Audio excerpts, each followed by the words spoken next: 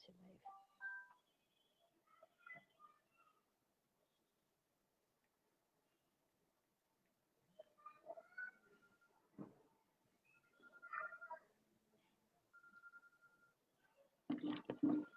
we are on live now. শুভ অপরাহ্ন। Economics career alliance কর্তৃক আয়োজিত ইসিএস সাকসেস স্টোরি এপিসোড 1 এ সবাইকে স্বাগতম।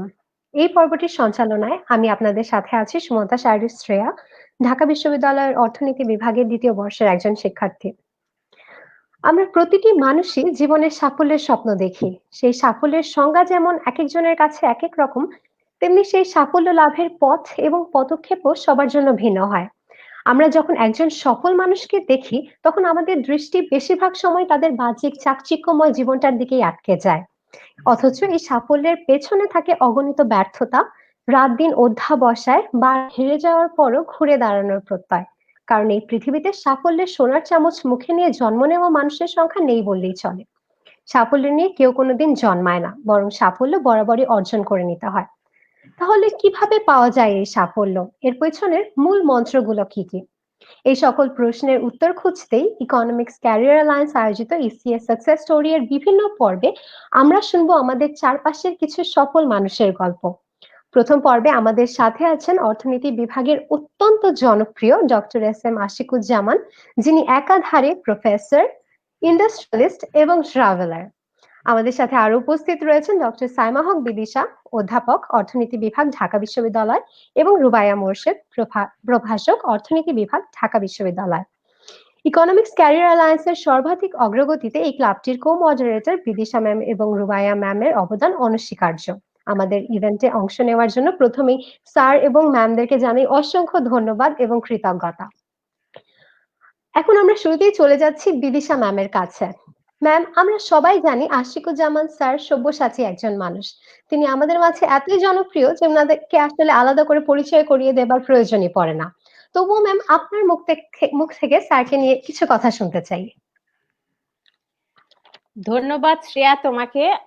আর ইসি এর পক্ষ থেকে ইসি এর সাফল্য কথনের প্রথম পর্বে আজকে আমরা আশিক স্যারকে পেয়ে, আমাদের পরম শ্রদ্ধেয় আশিক স্যারকে পেয়ে অত্যন্ত আনন্দিত এবং আমরা আসলে অত্যন্ত গর্বিত যে আমরা স্যারকে পেয়েছি আমাদের মাঝে। তো আমি খুব বেশি সময় নেব না, কারণ আমাদের সঙ্গে তো সবসময় কথা বলা যায়। তারপরও আমি জানি যে আজকে এমন একটা বিষয় আমরা কথা বলছি, কারণ আজকে আসলে আমি আর রুবাইয়া আমরা আসলে ফ্যাকাল্টি হিসেবে না বা কো-মডারেটর হিসেবে না, আমরা স্যারের একজন ছাত্রী হিসেবেই কথা বলছি। তো প্রথমে যে কথাটা তুমি বললে যে সাফল্যর বিষয়টা, তো সাফল্যর বিষয়টা বিভিন্ন ভাবেই আসলে আমরা সংজ্ঞায়িত করতে পারি। তো আমি যদি এভাবে বলি, আমার মনে হয় কে কতটা অর্থবান, কতটা জ্ঞানী, তার চাইতে বড় কথা হয়তো একজন মানুষ তার কাজের মাধ্যমে একটি ব্যক্তিকে কিংবা সমাজে কি ধরনের অবদান রাখতে পারে, কি ধরনের পজিটিভ একটা কন্ট্রিবিউশন করতে পারে, সেটাই কিন্তু আসলে সবচেয়ে গুরুত্বপূর্ণ। আর সেই হিসেবে যদি আমি বলি, তাহলে যখন আমরা কথা বলছিলাম যে এই সাফল্য কথনটা আমরা শুরু করব কিভাবে, এবং আজকে বছরের শেষের দিকে আমরা চলে এসেছি, এটা ইসি এর লাস্ট ইভেন্ট এই বছরে। এই বছরটা আমাদের জন্য একেবারেই ভালো যায়নি, কিন্তু আমরা শেষ করতে চাচ্ছি একটা খুব ইতিবাচক একটা কিছু দিয়ে, এবং আমরা সবাই একসাথে, যখন অনেক এ বিষয়ে কথা হচ্ছিল, একসাথে আমরা সবাই আশিকুজ্জামান স্যারের নামের বিষয়ে আমরা বলেছিলাম যে এই স্যারকে দিয়ে আমাদের এই পর্বটা আমরা শুরু করতে চাই। এবং এটা কেন, তো আমি চিন্তা করে দেখলাম যে একটু আগে তোমাদের সাথে কথা বলার আগে আমি চিন্তা করছিলাম যে কেন আশিক স্যার আমাদের কাছে এতটা স্পেশাল, হ্যাঁ, এবং কেন আশিক স্যারকে আমরা সফল বলে মনে করি।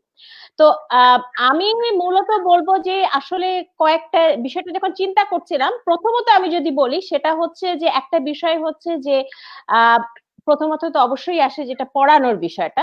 তো পড়ানোর বিষয়টা হচ্ছে সবচেয়ে বড় কথা হচ্ছে যে পড়ানো স্যার খুব পড়াতেন আমাদের, যখন স্যার খুব কঠিন বিষয়গুলো খুব সহজ ভাবে বলতেন, এবং এমন ভাবে বলতেন যে আমরা ক্লাসে দেখা যেত যে যখন কথা বলতাম তখন আমরা আসলে নিজেদের মধ্যে কথা বলতাম, স্যার কি এটা গল্প করছিল নাকি এটা আমাদের সিলেবাসের অংশ ছিল, বিষয়টা অনেকটা এরকম ছিল।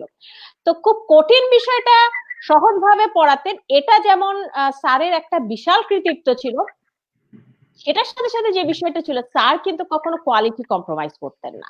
অর্থাৎ সহজ বিষয়, এখন আমি চতুর্থ বর্ষে আমি অ্যাডভান্স ইকোনোমেট্রিক্স পড়াই, আমি যদি এখন সেকেন্ড ইয়ারের ইকোনোমেট্রিক্স পড়াই বা সেকেন্ড ইয়ারের স্ট্যান্ডার্ডে পড়াই, সেটা হলে হয়তো খুব সহজ করে আমি জিনিসটাকে পড়াতে পারবো। কিন্তু স্যার যেটা পড়াতেন সেটা কিন্তু আমি অসম্ভব সৌভাগ্যবান যে আমি স্যারকে 3 বছর আমরা পেয়েছি স্যারকে, এবং সেক্ষেত্রে স্যার কিন্তু ইন্টারন্যাশনাল লেভেলে যা যা পড়ানো দরকার এবং সেই স্ট্যান্ডার্ডের সাথে সামঞ্জস্য রেখে পড়াতেন, কিন্তু অসম্ভব সহজ করে পড়াতেন, মনে হতো একেবারে এই জিনিসগুলো আমাদের চোখের সামনে ঘটছে।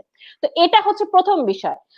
দ্বিতীয় বিষয়টা হচ্ছে, সেটা হচ্ছে যে আমি বলবো যে স্যার এর চাইতেও গুরুত্বপূর্ণ যেটা, সেটা হচ্ছে স্যার আমাদের সবসময় আস্থা এবং একটা নির্ভরতার জায়গা ছিল। আমরা সবসময় জানতাম যে একজন শিক্ষক হিসেবে আশিক স্যার আমাদের আছেন, যিনি, যার কাছে আমরা যখন যে কোনো পরামর্শের জন্য আমরা যদি যাই, যদি কোনো বিষয়ে আমাদের কোনো সমস্যার জন্য যাই, আবার কোনো বিষয়ে যদি আমাদের গাইডেন্সের জন্য যাই, স্যার কিন্তু সবসময় আমাদের কাছে আছেন।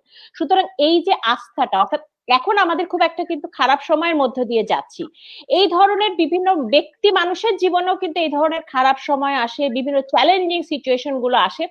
আমরা কিন্তু সেই সময়, এবং স্যারের যারা ছাত্রছাত্রী রয়েছেন, আমি আমি কনফার্ম যে সবাই এই কথা বলবেন যে যে কোনো বিপদে বলো বা যে কোনো ডিসিশনে বলো কিংবা ভালো নিউজ শেয়ার করার বিষয়ে হোক, আমরা কিন্তু সবসময় স্যারকে একটা আস্থা এবং নির্ভরতার জায়গা ছিল। আমরা জানতাম স্যারের কাছে গেলে স্যার আমাদেরকে একটা দিক নির্দেশনা দিতে পারবেন। এটা কিন্তু একটা বিশাল একটা ব্যাপার। আর তৃতীয় আরেকটা জিনিস আমি বলবো, মানে আমি একটু আগে বসে বসে চিন্তা করছিলাম কেন why sir is so special to us. তো তৃতীয় জিনিসটা আমি যেটা বলবো, এটা একটু ভিন্ন। সেটা হচ্ছে যে আমরা ঘন্টার পর ঘন্টা স্যারের 3 তলার রুমে কলা ভবনে আমরা আমরা অনেক কথা বলেছি স্যারের সাথে, কিন্তু আমি কখনো স্যারকে দেখিনি কাউকে ছোট করে কথা বলতে। এবং আমি ব্যক্তিগতভাবে আমি মনে করি যে একজন মানুষ তখনই বড় হয় যখন অন্য কাউকে সে সম্মান দিতে জানে, এবং সবাইকে যদি সম্মান দিতে জানে, এবং এই জিনিসটা আমার মনে হয় একটা অসম্ভব বড় গুণ। স্যারের অনেক বড় ডিগ্রি আছে, কিন্তু স্যার কাউকে কখনো অসম্মান করে কোনো কথা বলেনি, এবং সবসময় কিন্তু স্যার সবাইকে পজিটিভ ভাবে, ইতিবাচক ভাবে কিন্তু সবার সম্পর্কে বলতেন, এবং এটা আমার মনে হয় একটা বিশাল দিক। এবং এই সবগুলো জিনিস যদি আমি বলি, তাহলে আমি জাস্ট 1 মিনিটে এটা শেষ করব, যে কারণ স্যারের কাছ থেকে আমাদের শুনবার বিষয় আছে, যে আমি চিন্তা করছিলাম যে 1995 সালে স্যার আমাদের বিজনেস অ্যান্ড ফাইন্যান্স কোর্সে আমাদের ঢাকা বিশ্ববিদ্যালয়ের জীবনে প্রথম ক্লাসটা নিয়েছিলেন, এবং দ্যাট ওয়াজ 2056 রুমে। এবং আমার মনে হয় যে ওই দিন থেকে শুরু করে এরপরে আমার বিশ্ববিদ্যালয়ের যে সময়গুলোতে, সেকেন্ড ইয়ারে আমরা স্যারকে পেয়েছি অ্যাপ্লাইড ইকোনমিক্স পাবলিক পলিসিতে, মাস্টার্সে আমরা স্যারকে পেয়েছি অ্যাডভান্স মাইক্রো ইকোনমিক্স পড়াতে। এবং এই 3টা কোর্সে প্রত্যেকটা সময় যদি আমি বলবো, তাহলে আমি বলবো যে আমার সাথে সাথে অন্যান্য, আমি আমি একেবারে শিওর এখন যারা দেখছে এবং যারা দেখছে না তাদের সবাই কিন্তু এই বিষয়ে স্বীকার করবে যে স্যারের ক্লাসগুলো বা স্যারের সান্নিধ্য আমাদের কাছে শিক্ষক হিসেবে আমাদের জন্য লাইফ চেঞ্জিং ছিল, লাইফ চেঞ্জিং ছিল। এবং স্যার যদি ওইভাবে আমাদেরকে গাইড না করতেন, তাহলে আমি জানি না বিভিন্ন সামাজিক প্রতিবন্ধকতা পেরিয়ে ওই সময় পিএইচডি করতে যেতাম কিনা, ঢাকা বিশ্ববিদ্যালয়ের শিক্ষক হতে পারতাম কিনা, আমরা বোধহয় এটা পারতাম না। এবং এই বিষয়টা আমার মনে হয় সবচাইতে গুরুত্বপূর্ণ, যে স্যার আমাদের জীবনে একটা ইতিবাচক পরিবর্তন এনেছে, অসংখ্য ছাত্রছাত্রীর জীবনে একটা বিশাল ধরনের ইতিবাচক পরিবর্তন এনেছে। এবং স্যারের ডিগ্রি, স্যারের ট্রাভেল এক্সপেরিয়েন্স, স্যারের সম্পর্কে বিভিন্ন চমকপ্রদ গল্প, সেগুলো প্রচলিত আছে, কিন্তু সেগুলোর চেয়েও আমার মনে হয় গুরুত্বপূর্ণ সেটি হচ্ছে যে স্যার আসলে আমাদের জীবনে লাইফ চেঞ্জিং একটা গুরুত্বপূর্ণ ভূমিকা রেখেছে। এবং শুধু এটা শুধু আমি না, এবং আমার মনে হয় যে অন্যান্য যারা স্যারের ছাত্রছাত্রীরা রয়েছে তারা সবাই কিন্তু এই বিষয়টা স্বীকার করবে। এখানে আমি এই বলেই শেষ করছি, এবং এই কারণেই আমার মনে হয় স্যার সফল, এবং স্যার আমাদের এত প্রিয় এবং এত শ্রদ্ধেয় একজন মানুষ।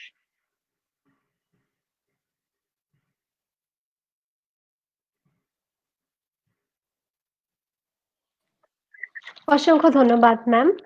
আমাদের মাঝে ইতিমধ্যে উপস্থিত হয়েছেন Selim Raihan sir, professor, department of economics, university of Dhaka. Sir আপনাকে অসংখ্য ধন্যবাদ আমাদের মাঝে উপস্থিত হওয়ার জন্য। স্যার আপনি যদি কিছু বলতেন। স্যার আসসালামু আলাইকুম। এবং ওয়ালাইকুম আসসালাম। আসলে এটা স্যারকে অনেকদিন পরে দেখছি এবং আমি সুযোগটা মিস করতে চাইনি স্যার আপনাকে দেখার। Bidisha Thank you. যেগুলো বলছিল আমার কাছে মনে হয় যে আমরা আপনার কথা শুনতে এসেছি প্রথম কথা, এবং স্টুডেন্টরাও শুনবে, বেসিক্যালি স্টুডেন্টরাই শুনতে চায়। অল্প কথায় স্যার এটা বলা সম্ভব না। মানে বিদিশা মানে শেষ করছিল কথা বলে যে লাইফকে চেঞ্জ করার জন্য স্যার আপনি একটা ক্যাটালিস্ট হিসেবে, আপনার একটা কোথাও একটা জাদুর কাঠি ছিল আমাদের উপরে, এবং সেটা আমি কৃতজ্ঞ। আমি কৃতজ্ঞতা প্রকাশের জন্য স্যার হয়তো আরো অনেক সময় অনেক সুযোগ খুঁজে পেতে পারি, বাট আজকে স্টুডেন্টদের সামনে আমি আমার কৃতজ্ঞতা প্রকাশ করছি আপনার কাছে। আশিক স্যার আমাদেরকে পড়েছেন, স্যারের কিন্তু আমরা সেকেন্ড ব্যাচ, স্যারের প্রথম ব্যাচটা ছিল আমাদের ইমিডিয়েট এক ব্যাচ সিনিয়র যারা, এবং মাস্টার্সে তখন নতুন একটা কোর্স চালু করা হলো অ্যাডভান্সড ইকোনমিক থিওরি নামে। স্যার আমাদেরকে পড়াতেন, এবং স্যারের যে স্টাইল, স্যারের যে নতুন যেভাবে পড়ানো এবং নতুন করে এটা একদম পুরোটা ছিল একটা ফ্রেশ এয়ারের মতো আমি বলবো আমাদের অন্যান্য কোর্সগুলোর তুলনায়। আমি কাউকে কম বেশি বলছি না, কিন্তু স্যারের অ্যাপ্রোচটা ভেরি ডিফারেন্ট, সেটা আমাদের খুব এনকারেজ করেছে। এবং স্যার খুব এনকারেজ করতেন আমাদেরকে যে আমরা যারা বাইরে যাওয়ার চিন্তা করছিলাম হায়ার স্টাডিজের জন্য, একাডেমিক প্রফেশনে থাকার জন্য, তা আমি মনে করি যে আমার একাডেমিক প্রফেশনে থাকা, রিসার্চ ক্যারিয়ার ডেভেলপ করার পিছনে স্যারের অসম্ভব একটা অনুপ্রেরণা কাজ করেছে। আমি ছোট্ট একটা মজা ঘটনা, কারণ আমি জানি স্যার সাথে অনেক কিছু আলাপ করবেন, আমি একটা ছোট্ট একটা মজা ঘটনা স্যারের সাথে আমার এটা শেয়ার করে আমি আজকে শেষ করছি। স্যার আমাদের ক্লাসে একদিন এসে বললেন যে তোমাদের ব্যাচে যারা অনার্সে যারা হয়েছে, যারা ফার্স্ট ক্লাস পেয়েছে তাদেরকে আমি মাসে 1,000 টাকা করে দেবো, এবং সেটা হচ্ছে 12 মাস। স্যার কিন্তু তখন যা বেতন পেতেন পুরো বেতন স্টুডেন্টের মধ্যে ভাগ করে দিতেন, এবং এটা স্যার পরেও করেছেন আমি জানি। তো তখন আমরা আমাদেরকে দিতেন, এবং আমরা আমি যেহেতু অনার্সে ফার্স্ট ক্লাস পাওয়া, সেকেন্ড হওয়া, সো এই ক্যান্ডিডেট, তো আমরা স্যার স্যার স্যার আমরা প্রতি মাসে স্যারের কাছ থেকে 1,000 টাকা করে টাকা পেতাম। এবং নাইসলি স্যার সুন্দর স্যারের রুমে ডাকতেন, পকেট থেকে 1,000 টাকা বের করে দুটো 500 টাকা তখন নোট ছিল হয়তো, হ্যাঁ, তো আমাদেরকে দিয়ে দিতেন। এবং সেটা যে আমাদের কি একটা আনন্দ এটা বলার মতো না। তবে মাঝে মধ্যে স্যার একটু দেরি করতেন, তখন আমরা আবার স্যারের রুমের সামনে একটু ঘুরঘুর করতাম, স্যার কি ভুলে গেলেন ওই মাসে টাকাটা দিতে? কারণ ওটা হয়তো স্যার কোনো কারণে হয়তো আমাকে দেখে, এই সেলিম, এই আসো আসো রুমে আসো, এই মাসে টাকাটা নিয়ে যাও। আমি স্যার এই ফানি জিনিসটা শেয়ার না করে পারলাম না, কিন্তু আমরা অসম্ভব কৃতজ্ঞ আপনার কাছে যে আজকে যতটুকু অর্জন করতে পেরেছি তার পিছনে স্যার অনেকের মধ্যে আমি মনে করি আপনি আছেন আমার আমার জীবনে। তো অসংখ্য ধন্যবাদ স্যার, আপনার কথা শুনি। Thank you so much sir. এবার আমরা চলে যাচ্ছি আমাদের রুবাইয়া মোর্শেদ ম্যামের কাছে। Ma'am please. স্যার, আমি এই ফার্স্ট টাইম কোনো লাইভ প্রোগ্রামে আসলাম। I've been ECS co-moderator for some time, তো আমি অনেক শাই ফিল করি, আনকমফোর্টেবল ফিল করি, কিন্তু স্যার আপনার সাথে এই সুযোগটা নেওয়ার জন্য আমি এবার না এসে পারলাম না। স্যার আমি এই সুযোগটা নিয়ে আপনাকে একটা কোয়েশ্চেন করতে চাই। স্যার আপনি যে কি পরিমাণ ফেমাস এন্ড লাভেবল একটা টিচার, আমি এই পর্যন্ত কোনো স্টুডেন্ট পাইনি, সিনিয়র, ক্লাসমেট, জুনিয়র, যে আপনার ক্লাস করে ইকোনমিক্স কে পছন্দ করেনি। So they all fell in love with economics from your class. As a sir আমি নিজে আপনার সাথে ক্লাস পেয়েছি, আমি ওইদিকে যাবো না, আমি জানি সবারই খুব ভালো স্মৃতি থাকবে। খুব আফসোস লাগে স্যার, টিচার হিসেবে জয়েন করার পর আপনাকে পাইনি এই ডিপার্টমেন্টে। সবসময় মনে হতো আপনি থাকলে একটু ডিফারেন্ট হতো এক্সপিরিয়েন্সটা। সেই সূত্রেই স্যার একটা কোয়েশ্চেন করতে চাই, যাকে জিজ্ঞেস করি বা যখনই আপনার নামে কথা শুনি, সবাই যেটা সবসময় বলে সেটা হচ্ছে আপনার মধ্যে টিচার হয় না। তো স্যার আমি অ্যাজ এ ইয়াং টিচার, আমি কোনো একদিন আপনার মতো হতে চাই বা আপনার ফুটস্টেপসে যদি ফলো করতে চাই, আপনার টিচার হিসেবে ফিলসফিটা কি স্যার? What's your mantra? আপনি কিভাবে স্যার টিচার হিসেবে যখন আপনি স্টার্ট করেছেন, how did you win so many heart? How do I become a good teacher like you? আর ভালো টিচার আসলে মানে কি স্যার? আপনার কাছে স্যার ভালো টিচার মানে কি, ভালো স্টুডেন্ট মানে কি? আমি স্যার আপনার কাছে গেলে আজকে সুযোগ নিয়ে স্যার জানতে যাচ্ছি, যাতে এই সুযোগটা হাতছাড়া করলাম না স্যার। জীবনের প্রথম এই শেষবার লাইভে আসলাম আপনার সাথে স্যার, এই কোয়েশ্চেন করে শেষ করলাম স্যার। Over to you sir. Sir এটা আমারও প্রশ্ন স্যার, আমাদের শেখা দরকার। আমার কি এখন বলতে হবে নাকি কথা? Over to you sir. ও, মানে রুবাইয়া যেটা বললো ওটার কি মানে উত্তর দিতে হবে না? Yes, please. জি স্যার, আচ্ছা আচ্ছা, না মানে আসলে রুবাইয়া খুব কঠিন প্রশ্ন, ওটার উত্তর আমার নিজেরও জানা নেই। মানে কোনটা যে ঠিক ওয়ার্ক করে এই টিচিং ইয়েতে, আই রিয়েলি ডোন্ট নো। কিন্তু এই যে যাদের কথা শুনলাম, সেলিম, তারপরে বিদিশা, তুমি, আমি তো খুবই গর্বিত যে তোমাদের মতন স্টুডেন্ট আমি পেয়েছি। তো ওইটা একটা বড় ইনগ্রেডিয়েন্ট, যে ভালো স্টুডেন্ট বা সিরিয়াস স্টুডেন্টস যদি না হয় তাহলে কিন্তু টিচার ফেল করবে, সে যতই চেষ্টা করুক। আর আমার মনে হয় কোনো নির্দিষ্ট ফর্মুলা নেই। বিদিশা আমাকে, ওর মনে আছে কিনা জানি না, আমাকে একদিন বলেছিল, জিজ্ঞাসা করেছিল, স্যার আপনি বোধহয় এই পড়ানোটা খুব পছন্দ করেন, তাই না? আমি বলেছিলাম, হ্যাঁ বিদিশা, আমি আসলেই খুব মানে পছন্দ করি এই জিনিসটা। তো and she felt that অনেক এনার্জি নিয়ে, মানে স্পিরিট নিয়ে আমি ক্লাসে যখন ইয়ে করি, মনে হচ্ছে যেন ড্রামা করছি বা পারফর্ম করছি। বাট অ্যাকচুয়ালি এটা এই প্যাশনটা হচ্ছে প্রথম শর্ত। If you are not passionate about this profession, তাহলে আসলে ইয়ে হবে না। You have to love your students, মনে করবে যে একটা কিছু করছো, there is something going on। ওই তোমাদের মনে আছে আমাদের ইন্টারমিডিয়েটের সময় ওই টেনিসনের একটা কবিতা ছিল, ইউলিসিস। তো ইউলিসিস বুড়ো বয়সে তার যে সঙ্গী সাথী তাদের বলছে যে লাইফ তো প্রায় শেষ হয়ে যাচ্ছে, কিন্তু তখনও ওই মানে বন্ধুদের বলছে যে চলো আমরা একটু চেষ্টা করি, এই বয়সে এগিয়ে যাই। বলছে some work of noble note may yet be done, not unbecoming men who strove with gods।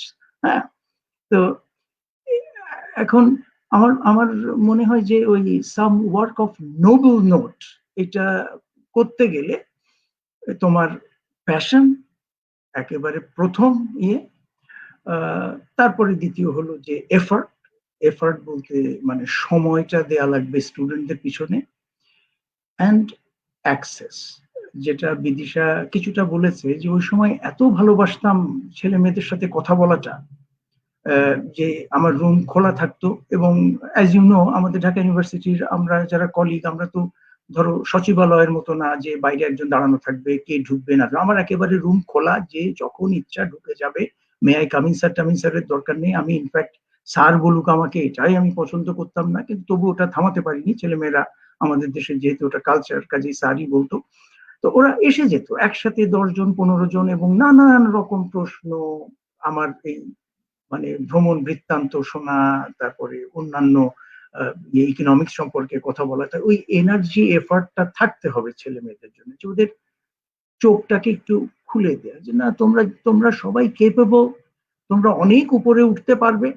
তো ওই access, you have to give the students access, যে আমি অনেক জ্ঞান নিয়ে বসে আছি এবং আমি এটা বিতরণ করব এবং তোমরা যোগ্য হলে এটা পাবে, তা না। একেবারে খুব ফ্রেন্ড আমাদের মানে ইসলামিক যে পুরোনো দিনের যে টিউটোরিয়াল যে সিস্টেম, যে একজন টিউটর একজন স্টুডেন্টের সাথে যেরকম করছে, অক্সফোর্ড কেমব্রিজেও যেরকম এই সিস্টেমটা নাকি করে। যদিও আমি আমেরিকায় পড়াশোনা করা, আমাদের এটা ছিল না। আমাদের টিচারদের ক্লাসরুমে দেখেছি অনেক স্টুডেন্টদের মধ্যে এরকম 1-to-1 ছিল না। কিন্তু আমার খুব ভালো লাগতো স্টুডেন্টদের সাথে কথা বলতে, তর্ক করতে। এখনো আমার অসংখ্য স্টুডেন্ট এই যে ফোন করে, কেউ কানাডা থেকে, কেউ আমেরিকা থেকে, এবং তর্ক করে। এবং সবচেয়ে প্রথম আমি যেটা বুঝি, যে ওরা আমার সাথে আর্গিউ করতে মোটেই ভয় পায় না, যে স্যার এটা কি মনে করবে, যে আমি বলছি যে স্যার এটা ভুল। আমি একটা কথা বলছি, বলছে স্যার আপনি এটা বললেন, এটা একেবারেই ঠিক না, কেননা দেখেনি। এইটাই আই ফিল প্রাউড, যখন আমার স্টুডেন্ট আমার সাথে তর্ক করে, আমাকে বলে যে আপনারটা ভুল, I feel proud to be contradicted by my students. এই নলেজের প্রপাগেশনের জিনিসটা two way traffic, it's not one way. যদিও আমরা ক্লাসে একভাবেই কথা বলি, কেননা টেকনিক্যাল জিনিসপত্র পড়াই, সেখানে অনেক একতরফা কথা বলতে হয়, বাট ডেফিনেটলি এটা একটু ইন্টারাকশনের ব্যাপার। তো ওটাও একটু অ্যালাউ করতে হবে। সো এগেন প্যাশন, দেন তোমার এফার্ট বলতে টাইম, এনার্জি, এগুলো দেওয়া, অ্যান্ড অ্যাক্সেস। স্টুডেন্টদেরকে তোমার মানে you have to be accessible to them এবং বি ওপেন। আমি অ্যাডভাইস একেবারেই দিই না, কেননা নিজের জীবনে কোনোদিন কারোর অ্যাডভাইস আমি শুনিনি। আসলে আমি খুবই একটা রেবেল প্রকৃতির ছেলে ছিলাম। যদি আমাকে জানে বলে আমার এক বন্ধু, সে এই কয়েক বছর আগে আসলে আমার ছেলের কথা বলছি যে দেখ, ও একেবারেই কথা শোনে না, এরকম এরকম করে। তা বললো যে তোরই তো ছেলে, তাই না, তুই শুনেছিস কখনো কারো কথা? এইভাবে আমাকে বললো যে তো তো আমি আমি আসলে মানে ইয়ে শুনি না, কিন্তু অ্যাডভাইস না। আমি একবার বোধহয় ক্লাসে বলেছিলাম ছেলে মেয়েদের এমনি ইয়ে করে যে ওপেন ওপেন থাকার মানে ইয়েটা বলতে আমি যেটা বুঝাই যে তোমরা পড়াশোনা করো, সেখানে যে don't believe everything you read, এটা হচ্ছে প্রথম সেন্টেন্স। যে যা কিছু সব পড়ছো বিশ্বাস করো না, ওর মধ্যে অনেক ভুল আছে, অনেক ইয়ে আছে, চিন্তা করো, গভীরভাবে ইয়ে করো। So don't believe everything you read. আর এরই উল্টো সাইডটা, don't read only the things that you believe. শুধু যা বিশ্বাস করো তাই পড়ো না, বিশ্বাস যেগুলো না করো সেগুলো একটু পড়ে দেখো তো যে তারা কি বলছে, কোন অ্যাঙ্গেলে এটা ইয়ে করছে, and then try to understand, anticipate their arguments, এবং তারপরে কাউন্টার করার চেষ্টা করো। সো এই দুটো ইয়ে থাকলে দেখবে তোমার স্টুডেন্টদের মধ্যে এটা ইয়ে করা যে try to argue, try to have a discussion with them, engage them. I think, yeah, and you are all good teachers. এক একজনের অ্যাপ্রোচ এক এক রকম। আমি তো দেখলাম, আই এম এক্সট্রিমলি ফরচুনেট, আমার যারা কলিগ, আমার যারা স্টুডেন্টস পরে আমার কলিগ হয়েছে, they are all good teachers, excellent teachers. তারা স্টুডেন্টদের প্রতি খুবই serious. I am just one among many. হ্যাঁ, এই thank you so much sir. আমাদের তো আগে থেকে আফসোস ছিল যে স্যারকে আমরা সরাসরি স্যারের ক্লাস করতে পারিনি। এখন ম্যামদের কথা শুনে, ম্যাম এবং স্যার, সেলিম স্যার সবার কথা শুনে আমাদের আফসোস আরো বেড়েই যাচ্ছে সময়ের সাথে সাথে। তো স্যার, এবার আমি একটা কোয়েশ্চেন করি।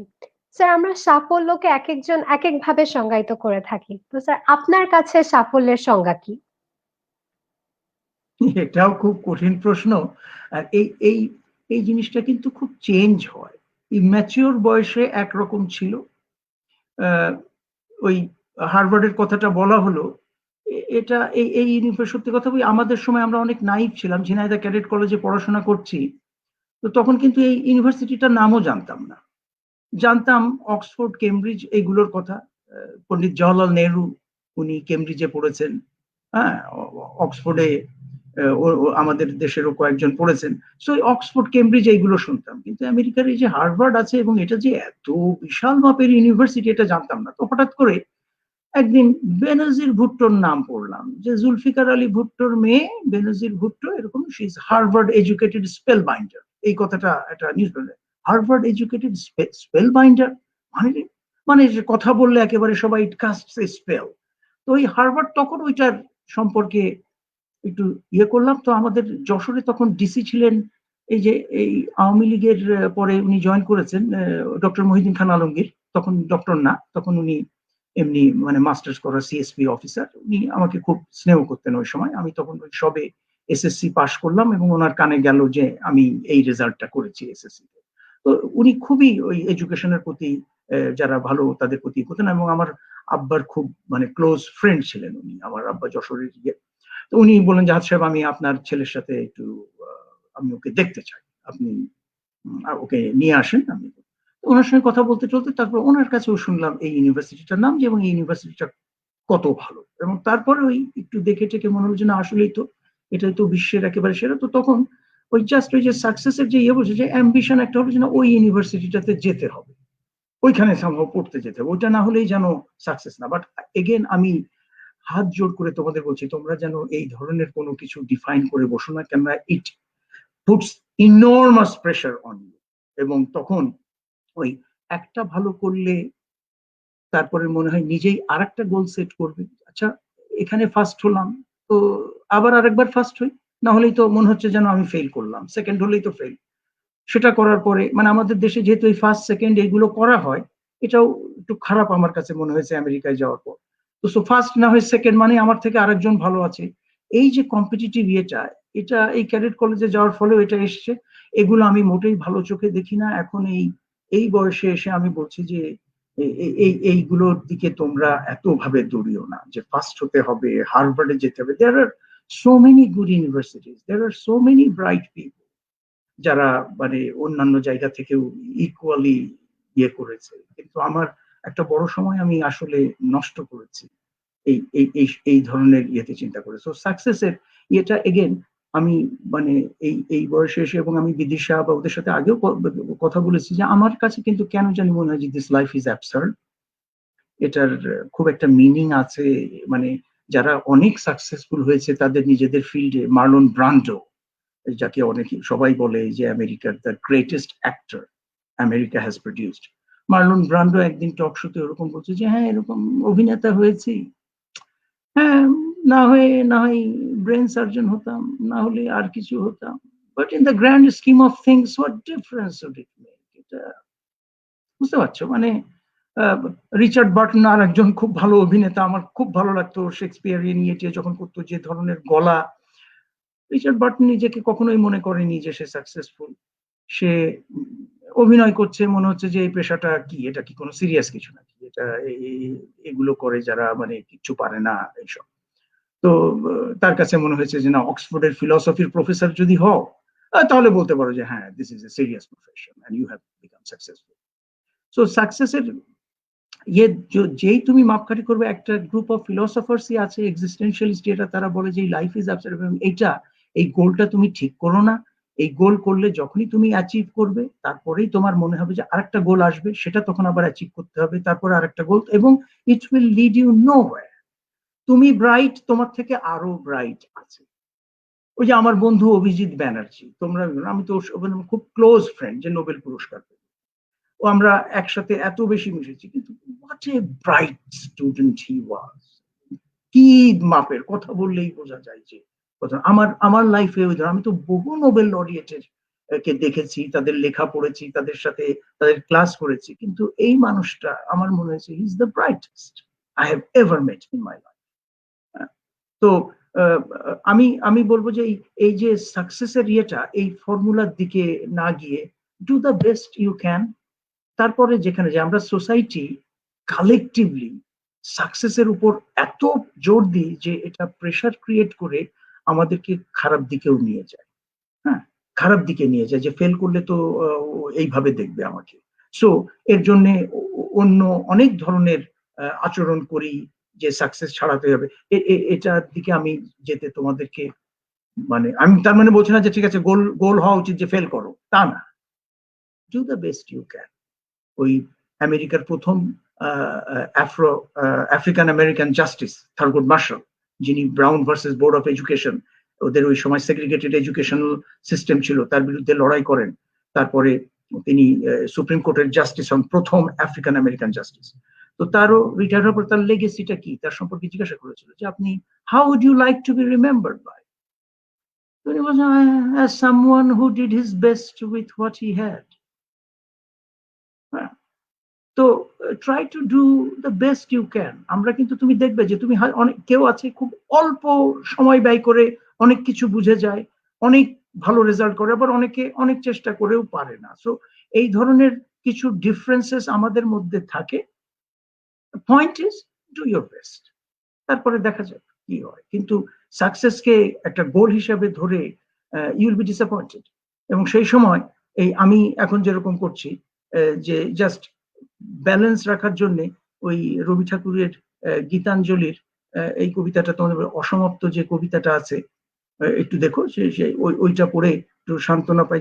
যে জীবনে যত পূজা হলো না সারা, জানি হে জানি তাও হয়নি হারা, যে ফুল না ফুটিতে ঝরিছে ধরণীতে, যে নদী মরুপথে হারালো ধারা, জানি হে জানি তাও হয়নি হারা, জীবনে আজও যাহা রয়েছে পিছে, জানি হে জানি তাও হয়নি মিছে, আমার অনাগত আমার অনাহত তোমার বিনাতারে বাজিছে তারা, জানি হে জানি তাও হয়নি হারা।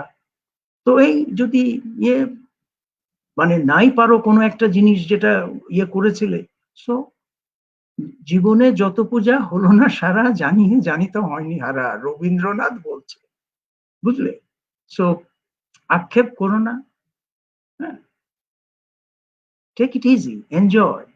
আমি আমার এই লেখাপড়ার ইয়ের থেকে অনেক বেশি আমি ইয়ে করেছি নেশাগ্রস্তর মতো, এই যে পৃথিবী ঘুরে বেরিয়েছি এটাতে।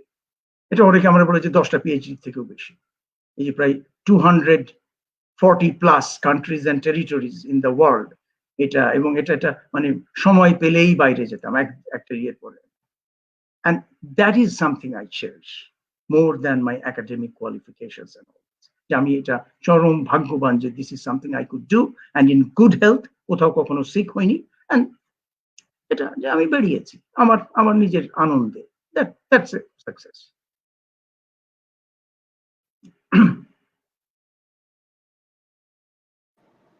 অসাধারণ কথা বলি স্যার, অসংখ্য ধন্যবাদ। আমাদের মাঝে উপস্থিত হয়েছেন অতনুর Rabbani sir, associate professor, department of economics, university of Dhaka. Sir আপনাকে অসংখ্য ধন্যবাদ আমাদের মাঝে উপস্থিত হওয়ার জন্য। স্যার আপনি যদি আমাদের সাথে কিছু কথা শেয়ার করতেন। শুনতে পাচ্ছেন? হ্যাঁ পাচ্ছি। Good to see you sir. Thank you, same here, good to see you. আমি ঠিক জানি না, আমি একটু দেরি করে জয়েন করেছি, তো আপনার স্যার 10 মিনিট, শেষ 10 মিনিট অ্যাকচুয়ালি শোনার সৌভাগ্য হয়েছে। তো আমি এক্স্যাক্টলি জানি না যে আজকের মানে প্রসঙ্গ কি, কিছুই জানি না আর কি। তো সেই জন্য এক্স্যাক্টলি আমাকে একটু কিউ দেন, তাহলে হয়তো আমি কিছু বলতে পারবো। স্যার মে আই, আমি বলতে পারি? Sure. স্যার এখানে আমরা ইসিএ থেকে সাকসেস স্টোরি নামে ডিফারেন্ট এপিসোডে বিভিন্ন পর্বে বিভিন্ন সাকসেসফুল পার্সনকে আমরা নিয়ে আসছি, যেখানে সাকসেসফুল মানুষেরা তাদের সাকসেসফুল হওয়ার পেছনের গল্প বলবেন, যাতে করে আমরা ইন্সপায়ার্ড হয়ে আমরাও তাদের ফুটস্টেপ ফলো করে বড় কিছু করতে পারি। তো এই পর্বে আমাদের সাথে এসেছেন ডক্টর আশিকুজ্জামান স্যার, আমরা তার কথাই শুনছিলাম। স্যার কি সংজ্ঞায়িত করেছেন যে স্যারের মতে সাকসেস কি, এক্সেপ্ট স্যারের গ্লোব ট্রটিং এর ব্যাপারটা শুনলাম। স্যার নিজে হয়তো স্বীকার করবে না, বাট আমি আই লাইক টু থিঙ্ক যে আমি হয়তো ওনার সাকসেস স্টোরির একটা ছোট অংশ।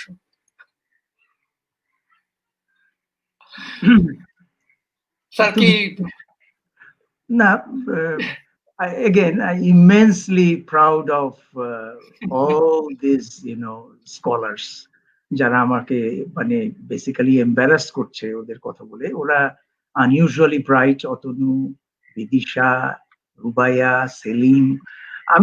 I played a part, I did the best I could, কিন্তু আমার মনে হয় না যে মানে ওই যে গত বছরই আমাদের বন্ধুরা আরসিটিতে নোবেল পেলো, তো মূল ইয়ে হলো যে আচ্ছা তাহলে যে বলছে যে মানে আমি যে ইয়ে করেছি, আমি না থাকলে কি হতো, এরা কি করতো না, মানে আরসিটি। আই থিঙ্ক আমি না থাকলেও ওরা ইকুয়ালি সাকসেসফুল হতো, যদি সাকসেসফুল বলতে ওই PhD from a very reputable university হয়, teaching at a prestigious university, এইগুলো হয়, ফাইন। সাকসেস আমি অতনু আমি তো অন্য নানান বিষয়ে কথা বলি, নভেল, নাটক, রাজনীতি। তো ওই সাকসেসের ইয়েতে কিন্তু ইটস লাইক ওই মিথ অফ সিসিফাস একটা ইয়ে আছে গ্রিক ইয়েতে, সিসিফাস। তো মিথ অফ সিসিফাসটা তোমার এই অ্যালবার্ট কামু, ও নোবেল পেয়েছিল সাহিত্যে, বাট ফিলসফার, এক্সিস্টেনশিয়ালিস্ট ফিলসফার। তো লাইফ ইজ অ্যাবসার্ড যে কথাটা বললাম, ওটারই সাপোর্টে মিথ অফ সিসিফাস হলো যে সিসিফাস একটা গুড়ি পাহাড়ের উপরে তুলছে, উঁচু দিকে পাহাড়ের উপরে তুলছে, and that is absurd. এটা করে সে মানে you will be unsuccessful no matter what. তুমি গুড়িটাকে উপরে তুলছো আর গুড়িটা নেমে আসবে, সেটা গুড়িটা নেমে আসবে। So if your goal is to reach, তুমি পারবে না। তো এই লাইফকেও ওইভাবে দেখা হচ্ছে যে it's a myth. Success is a myth. তুমি কত উপরে উঠবে, তুমি এমপি হলে তারপরে মনে করছো না এমপি তো হলাম, এমপি তো সবাই হয়, আমি মন্ত্রী হবো, মন্ত্রী হলাম না, এই মন্ত্রী তো ছোটখাটো মন্ত্রী, আমি হতে চাই অমুক মন্ত্রী। তারপরে তুমি মনে করলে যে না এটা তো না, আমি প্রধানমন্ত্রী, তারপরে আরো না এটা তো আমার এই দেশ।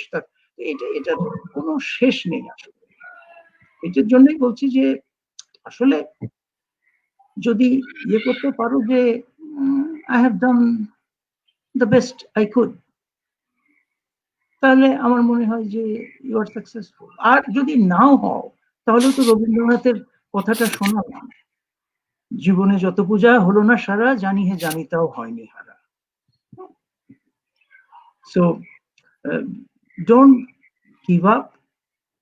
আমরা যেভাবে সাকসেস দেখি যে ফার্স্ট হতে হবে, ডাক্তারিতে চান্স পেতে হবে, বা স্পেশালিস্ট হতে হবে, পিএইচডি করতে হবে, no, find your story.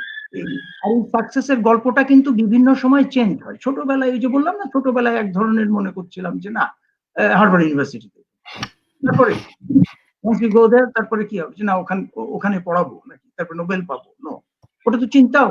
Economics পড়তে ঢুকলাম কি জন্যে, যে দেশে আমরা সায়েন্সের স্টুডেন্ট ছিলাম, তো ইকোনমিক্স এর প্রতি ইয়ে হলো যে না সায়েন্স ফিজিক্স কেমিস্ট্রি পড়ে তো দেশের দারিদ্র্যের সমস্যা বুঝবো না, সমাধান করতে পারবো না, কিন্তু ইকোনমিক্স পড়লেই যেন একটা ফর্মুলা পেয়ে যাবো।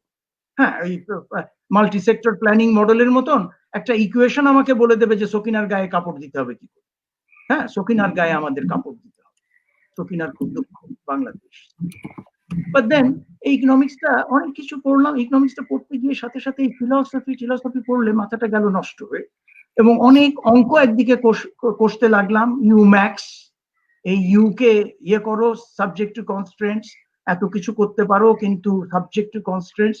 ছেলে মেয়েদেরও যেটা বলি যে যত স্বাদ ছিল সাধ্য ছিল না, ইনডিফারেন্স কার্ভ গুলো একেবারে অসীমে উড়ে যাচ্ছে ডানা ইয়ে পাখির মতো, কিন্তু এই দেখো এই যে বাজেট লাইন, এটা ডানাগুলো কেটে দিচ্ছে, এর মধ্যে থাকতে হবে, এর বাইরে কিন্তু উঠতে পারবে না যত স্বাদই থাকুক। তো সেই জন্য এই গল্পটা জানার পরে তারপরে দেখলাম যে তারপরে আর কি হবে, এইটা নিয়ে ইয়ে করবে, এবং এটা তো সকিনার গায়ে কাপড় দেবে কিভাবে এর সমাধান দিচ্ছে না, বরং মানে যে কি করে গরিব দেশকে বড়লোক করা যায় এটার কোনো সমাধান ইকোনমিক্স দেবে না, বরং কেন একটা দেশ গরিব আছে, দারিদ্র, এটার বিভিন্ন রকমের ব্যাখ্যা দেবে বিভিন্ন গুরুরা, তার কোনোটা তুমি মানবে কোনোটা মানবে না, এবং এটা নিয়ে অজস্র ডিবেট করতে থাকবে। এবং যেটা অনেক আগেও আমরা ছোটবেলায় পড়তাম যে 10 জন ইকোনমিস্ট এক জায়গায় থাকলে 11টা মতবাদ বের হয়, এক জায়গায় থাকলে তিনটে মতবাদ বের হয়, ওই রকম আর কি। বাট এগেন নলেজের ক্ষেত্রে এটাই স্বাভাবিক যে অনেক প্রত্যেকেরই ওপিনিয়ন থাকবে, কনসিডার্ড ওপিনিয়ন, ডিবেট চলবে, and through that knowledge will propagate. তো এ ব্যাপারে I don't think I have the formula. আমি নিজে সাকসেসফুল না, আমি মনে করি না। যদি সাকসেসকে ওইভাবে ডিফাইন করা হয় যে ডিগ্রি অর্জন, সাকসেসকে যদি ইয়ে করে ধরা হয় যে না অনেক টাকা পয়সা করেছে, নো, সাকসেসটা আই থিঙ্ক এই ডিবেটটা বোধহয় এইভাবে না নিয়ে তোমরা একটু ভবিষ্যতে চিন্তা করতে পারো যে কেন আছে, আমরা কি সাকসেস স্টোরির দিকে যাব ওইভাবে, নাকি আমরা কথাটাকে একটু অন্যভাবে বলবো। হ্যাঁ, প্রতিষ্ঠিত হওয়া অনেকে পারবে না, কিন্তু এটা তো স্ট্যাটিস্টিক্স এর ব্যাপার, যে দেখবে যে সবাই কিন্তু পারবে না। এটা যে রেসের দৌড়ে যে কানা হয়ে জন্মেছে সে খুব একটা দূরে দেখতে পারবে না, যে 5 ফুট আমার মতো এরকম 5 ফুট 6 ইঞ্চি আমার সেই ওই এনবিএ এর বাস্কেটবল প্লেয়ার যারা 7 ফুট 2 ইঞ্চি 3 ইঞ্চি ওদের মতো হতে পারবেন। অনেক কিছুই কিন্তু ইনিশিয়াল ইয়েতে ডিসাইডেড। তো তারপরে তাহলে আমরা কি করব, যে যারা পারবে না তাদেরকে বলবো যে ওকে সরি ইউ গো, তুমি ব্যাড লাক, নো। এবং আনসাকসেসফুল হলেই মানে একটা খারাপ কিছু, তার দোষ, সে চেষ্টা করেছে পায়নি। যে মহিলাটা মানে হিরোটা কিভাবে করবে, যে যারা সাকসেসফুল হয়েছে, নাকি ওই যে মহিলাটা 10 বাড়ি কাজ করে বস্তির মধ্যে থেকে তার বাচ্চার দুধটা কিনতে পারছে, শি ইজ ইনর্মাসলি সাকসেসফুল। তাকে যে এন্ডাউমেন্টটা দেওয়া হয়েছে, কোনো লেখাপড়া না, কিছু না, তার বাবা মার কোনো কিছু ছিল না, সেই জায়গা থেকে সে তার হাজবেন্ড তাকে ছেড়ে চলে গেছে, বাচ্চা কাচ্চা একগাদা বানিয়ে, হাজবেন্ডের কোনো দায়িত্ব নেই, সেই মহিলা এখন নিজে এই বাচ্চাগুলোকে ফেলেও দেয়নি, হাজবেন্ড কিন্তু ফেলে দিয়েছে, সে বাবা, কিন্তু এই মহিলা তাদেরকে পালন করছে, এত কষ্ট করছে, নিজের সুখ টুক কোনো কিছু না। She is enormously successful, she is my hero. আমি তার ধারে কাছেও না, আমি তার নখের যোগ্যও না। So please redefine success. এবং আমাদের এই মানে ইউনিভার্সিটির ইয়েতে, আমাদের জীবনে, আমাদের এই লাইফে যে সাকসেসকে আমরা যেভাবে ইয়ে করে এগোচ্ছি, সেটা আমার মনে হয়, মানে আই বেগ টু ডিফার, যে ওই দিকে আমরা না গিয়ে একটু বড় আকারে জীবনকে আমরা দেখি, অ্যান্ড আমরা একটু কালেকটিভ রেসপন্সিবিলিটি নিই, সো দ্যাট অনেককে যেন আমরা জালের মধ্যে এনে একটু এগিয়ে যেতে।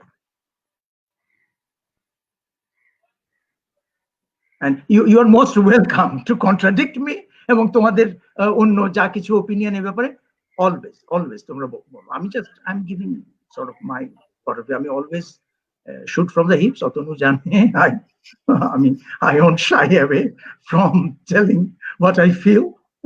প্রফেসর টাইটেলটা পেয়েছি প্রমাণ I say যে প্রফেসর মানে হলো I profess to tell the truth and nothing but the truth as I see,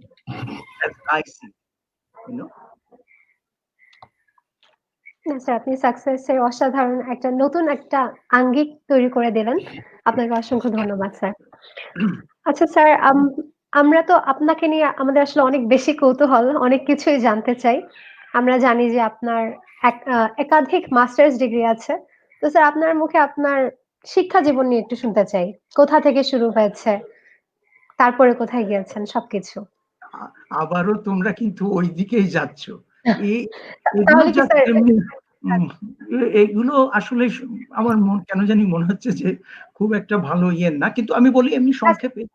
আমি ধরো আমি তো যশোরে আমার জন্ম, এবং তারপরে ক্যাডেট কলেজে পড়াশোনা করেছি, ঝিনাইদহ ক্যাডেট কলেজে। ওখানে এসএসসি এবং এইচএসসি পাশ করি ওখান থেকে। এবং আমি ওই পড়াশোনার সাথে সাথে এই একটু বেশি ইন্টারেস্ট নিয়েছিলাম এই মানে বক্তৃতা আবৃত্তি এগুলোর দিকে বেশি, এবং এই জিনিসটা এত বেশি আমি মানে অ্যাট্রাক্টেড ছিলাম এগুলোর প্রতি যে আমি হার্ভার্ডে থাকতেও শিকাগোতে থাকতেও আমি ঘরটার বন্ধ করে, তখন তো এই গুগলে দিলেই পাওয়া যেত না এই জিনিসগুলো, ইউটিউবে, তখন ওই বাজার থেকে কিনে শেক্সপিয়ারের হ্যামলেট বা জুলিয়াস সিজার এবং খুব ফেমাস যাদেরকে পছন্দ করি, লরেন্স অলিভিয়ে, ওদের করা ইয়েগুলো তারপরে এনে দরজা টরজা বন্ধ করে শুনছি, এবং ওইভাবে আবৃত্তি করছি, চেষ্টা করছি যে ওরা গলা কোথায় ওঠাচ্ছে, কোথায় নামাচ্ছে, কোথায় গলা কেঁপে উঠছে, ভেঙে যাচ্ছে, এগুলো সব। ওই একটা অবসেশন ছিল আমার একটু ইয়ের দিকে। তো ওই পাবলিক স্পিকিংটা এক্সটেন্সিভ করার ফলে এটা আমার হেল্প করেছে আমার টিচিং লাইফেও, যে আমি একটা বড় অডিয়েন্স ফেস করতে খুব একটা ইয়ে করিনি। এবং আমার হার্ভার্ডেও আমার ক্লাসমেটরা, যে কেনেডি স্কুল অফ গভর্নমেন্ট, যেখানে ওই পলিটিক্স এর প্রতি সবার ইন্টারেস্ট থাকে, ওখানেও আমাদের অনেক কথা বলতে হতো, বিতর্ক করতে হতো। তো সেখানেও আমাকে ওই একটা বিষয়ে ওরা খুব ইয়ে করতো, যে আমার কথা বলার ইয়েটা, যে তোকে তো আমরা ইউনাইটেড নেশনস এ বোধহয় দেখবো, যে তোর দেশকে ইয়ে করবি, তো এটা একেবারে মোটামুটি তারা ধরতো। আমি ওই এসএসসি এইচএসসি এটা করার পরে তারপরে একটা খুব প্রখ্যাত একটা ইউনিভার্সিটি, ওরা আমাকে কোনো ইয়ে না করে, আমি তো ঢাকা ইউনিভার্সিটিতে ভর্তি হয়েছিলাম ইকোনমিক্সে, কিন্তু তখন ওই গোলাগুলি চললো, 2-3 মাস পরে পড়াশোনা আগায় না। তো তখন ওই আমার বাবা এবং ওই ডক্টর মহিউদ্দিন খান আলমগীর, তখন ডক্টর না, উনি যশোরের ডিসি, বলছে তুমি চলে যাও, তোমার মতো ছেলে এখানে সময় নষ্ট করবে, চলে যাও। তো ওই সময় বছরের মাঝামাঝি, তখন কোথাও ইয়ে নাই, পার হয়ে গেছে জুন মাস। তো তখন ওই bowling green state university Ohio, ওরা কোনো পরীক্ষা টরীক্ষা ছাড়াই আমাকে একটা সুযোগ দিল যে ঠিক আছে তুমি এসে পড়াশোনা শুরু করো ওখানে। তো ওইখানে গেলাম, গিয়ে এবং মোটামুটি 2-2.5 বছরের মধ্যে আমি ওই 4 বছরের ডিগ্রিটা শেষ করে ফেলেছিলাম, এবং আমি খুব ভালো করেছিলাম। কিছু প্রফেসরের খুব নজরে পড়ি, যে যারা আমাকে ওই অনেক সময় দিয়েছেন একা একা। আমার এই আমি তাদের পিছনে খুব পুশ করতাম। ফিলসফির টিচার, ইকোনমিক্স এর টিচার, ম্যাথের টিচার আমাকে ভ্যাকেশনের মধ্যে তাদের বাসার থেকে এসে অফিসে এসে আমাকে ওই তোমার ওই কনস্ট্রেন্ট ম্যাক্সিমাইজেশন পড়াচ্ছেন, যেটা সিলেবাসের মধ্যে সে মানে ওইসব ওই তোমার হেসিয়ান মেট্রিক, সেমি ডেফিনিট এর প্রুফ গুলো কিভাবে হয়, কখন হয়, পজিটিভ চমৎকার ছবি নিয়ে। তো ওদের চোখে পড়ি, এবং ওখানে তোমার পাস টাস করার পরে তারপরে আমি ওই ইকোনমিক্স এর প্রতি আমার ফেথ হারিয়ে যাই। আমার মনে হয়েছে যে না, এটা খুব একটা তেমন অ্যান্সার দিচ্ছে না, খুবই সংকীর্ণ একটা ডিসিপ্লিন, এবং আমি যে অ্যান্সারটা চাচ্ছিলাম, যে সমাধানটা, যে দারিদ্র বিমুক্ত করা যায় কি করে একটা গরিব দেশকে, সেটা খুব একটা পাচ্ছি না। কিন্তু সেটা করতে গিয়ে আমি একটু ল পড়ে আমি রাজনীতিতে নামবো, যেটা আমাদের দেশের অনেকেই যারা ইকোনমিক্স পড়ে তাদের এটা থাকে যে তারা একটু দেশের হয়েও কাজ করবে, দেশের পরিবর্তন করবে। আমিও তার থেকে কোনো আলাদা কিছু না, এমন কোনোই না। So I got admitted into Oxford to study law. Kamal Hossain Sahib যেমন বিসিএল করেন, ওই ডিগ্রিটা ওই সময় শুনেছিলাম যে মাত্র বাংলাদেশের দুজনেরই ছিল, Hossain Shaheed Suhrawardy and doctor Kamal Hossain. So আমি মনে করলাম যে আমি তাহলে তৃতীয় জন হব এটা করার। তো যাই হোক, অক্সফোর্ডে একটা ঘটনার ফলে আমি ওখানে না গিয়ে আবার ব্যাক করি, ব্যাক করে গিয়ে তারপরে তোমার যে ইউনিভার্সিটি অফ শিকাগোতে কিছুদিন ছিলাম, এর মধ্যে ওই যে বোলিং গ্রিনে ছিলাম ওইটাই মাঝ পথে গিয়ে আবার ওই 6 মাসের মধ্যে একটা মাস্টার্স করে নিই ইকোনমিক্সে। তারপর শিকাগোতে আমি যখন মানে পিএইচডি প্রোগ্রামেই ঢুকেছিলাম, কিন্তু আমার ইচ্ছা ছিল না আমি ইকোনমিক্স করি, আমি চলে আসি হার্ভার্ডে এসে। এবং শিকাগোতে কিন্তু আমি যে সময়টা ছিলাম, ইকোনমিক্স এর সাথে এই যে লাভ হেট রিলেশনশিপ, যতই আমি পছন্দ করছি না যে না এটা যেমন সমালোচনা করছি, কিন্তু যে ইকোনমিক্সটা আমাকে শিখিয়েছিল ইউনিভার্সিটি অফ শিকাগো, যেটা ওই অতনুর সাথে কথা বলে বিয়ে করি আমরা মোটামুটি একইভাবে অ্যানালাইজ করি, এই ইকোনমিক্স এর ট্রেনিংটা কিন্তু অসাধারণ ট্রেনিং।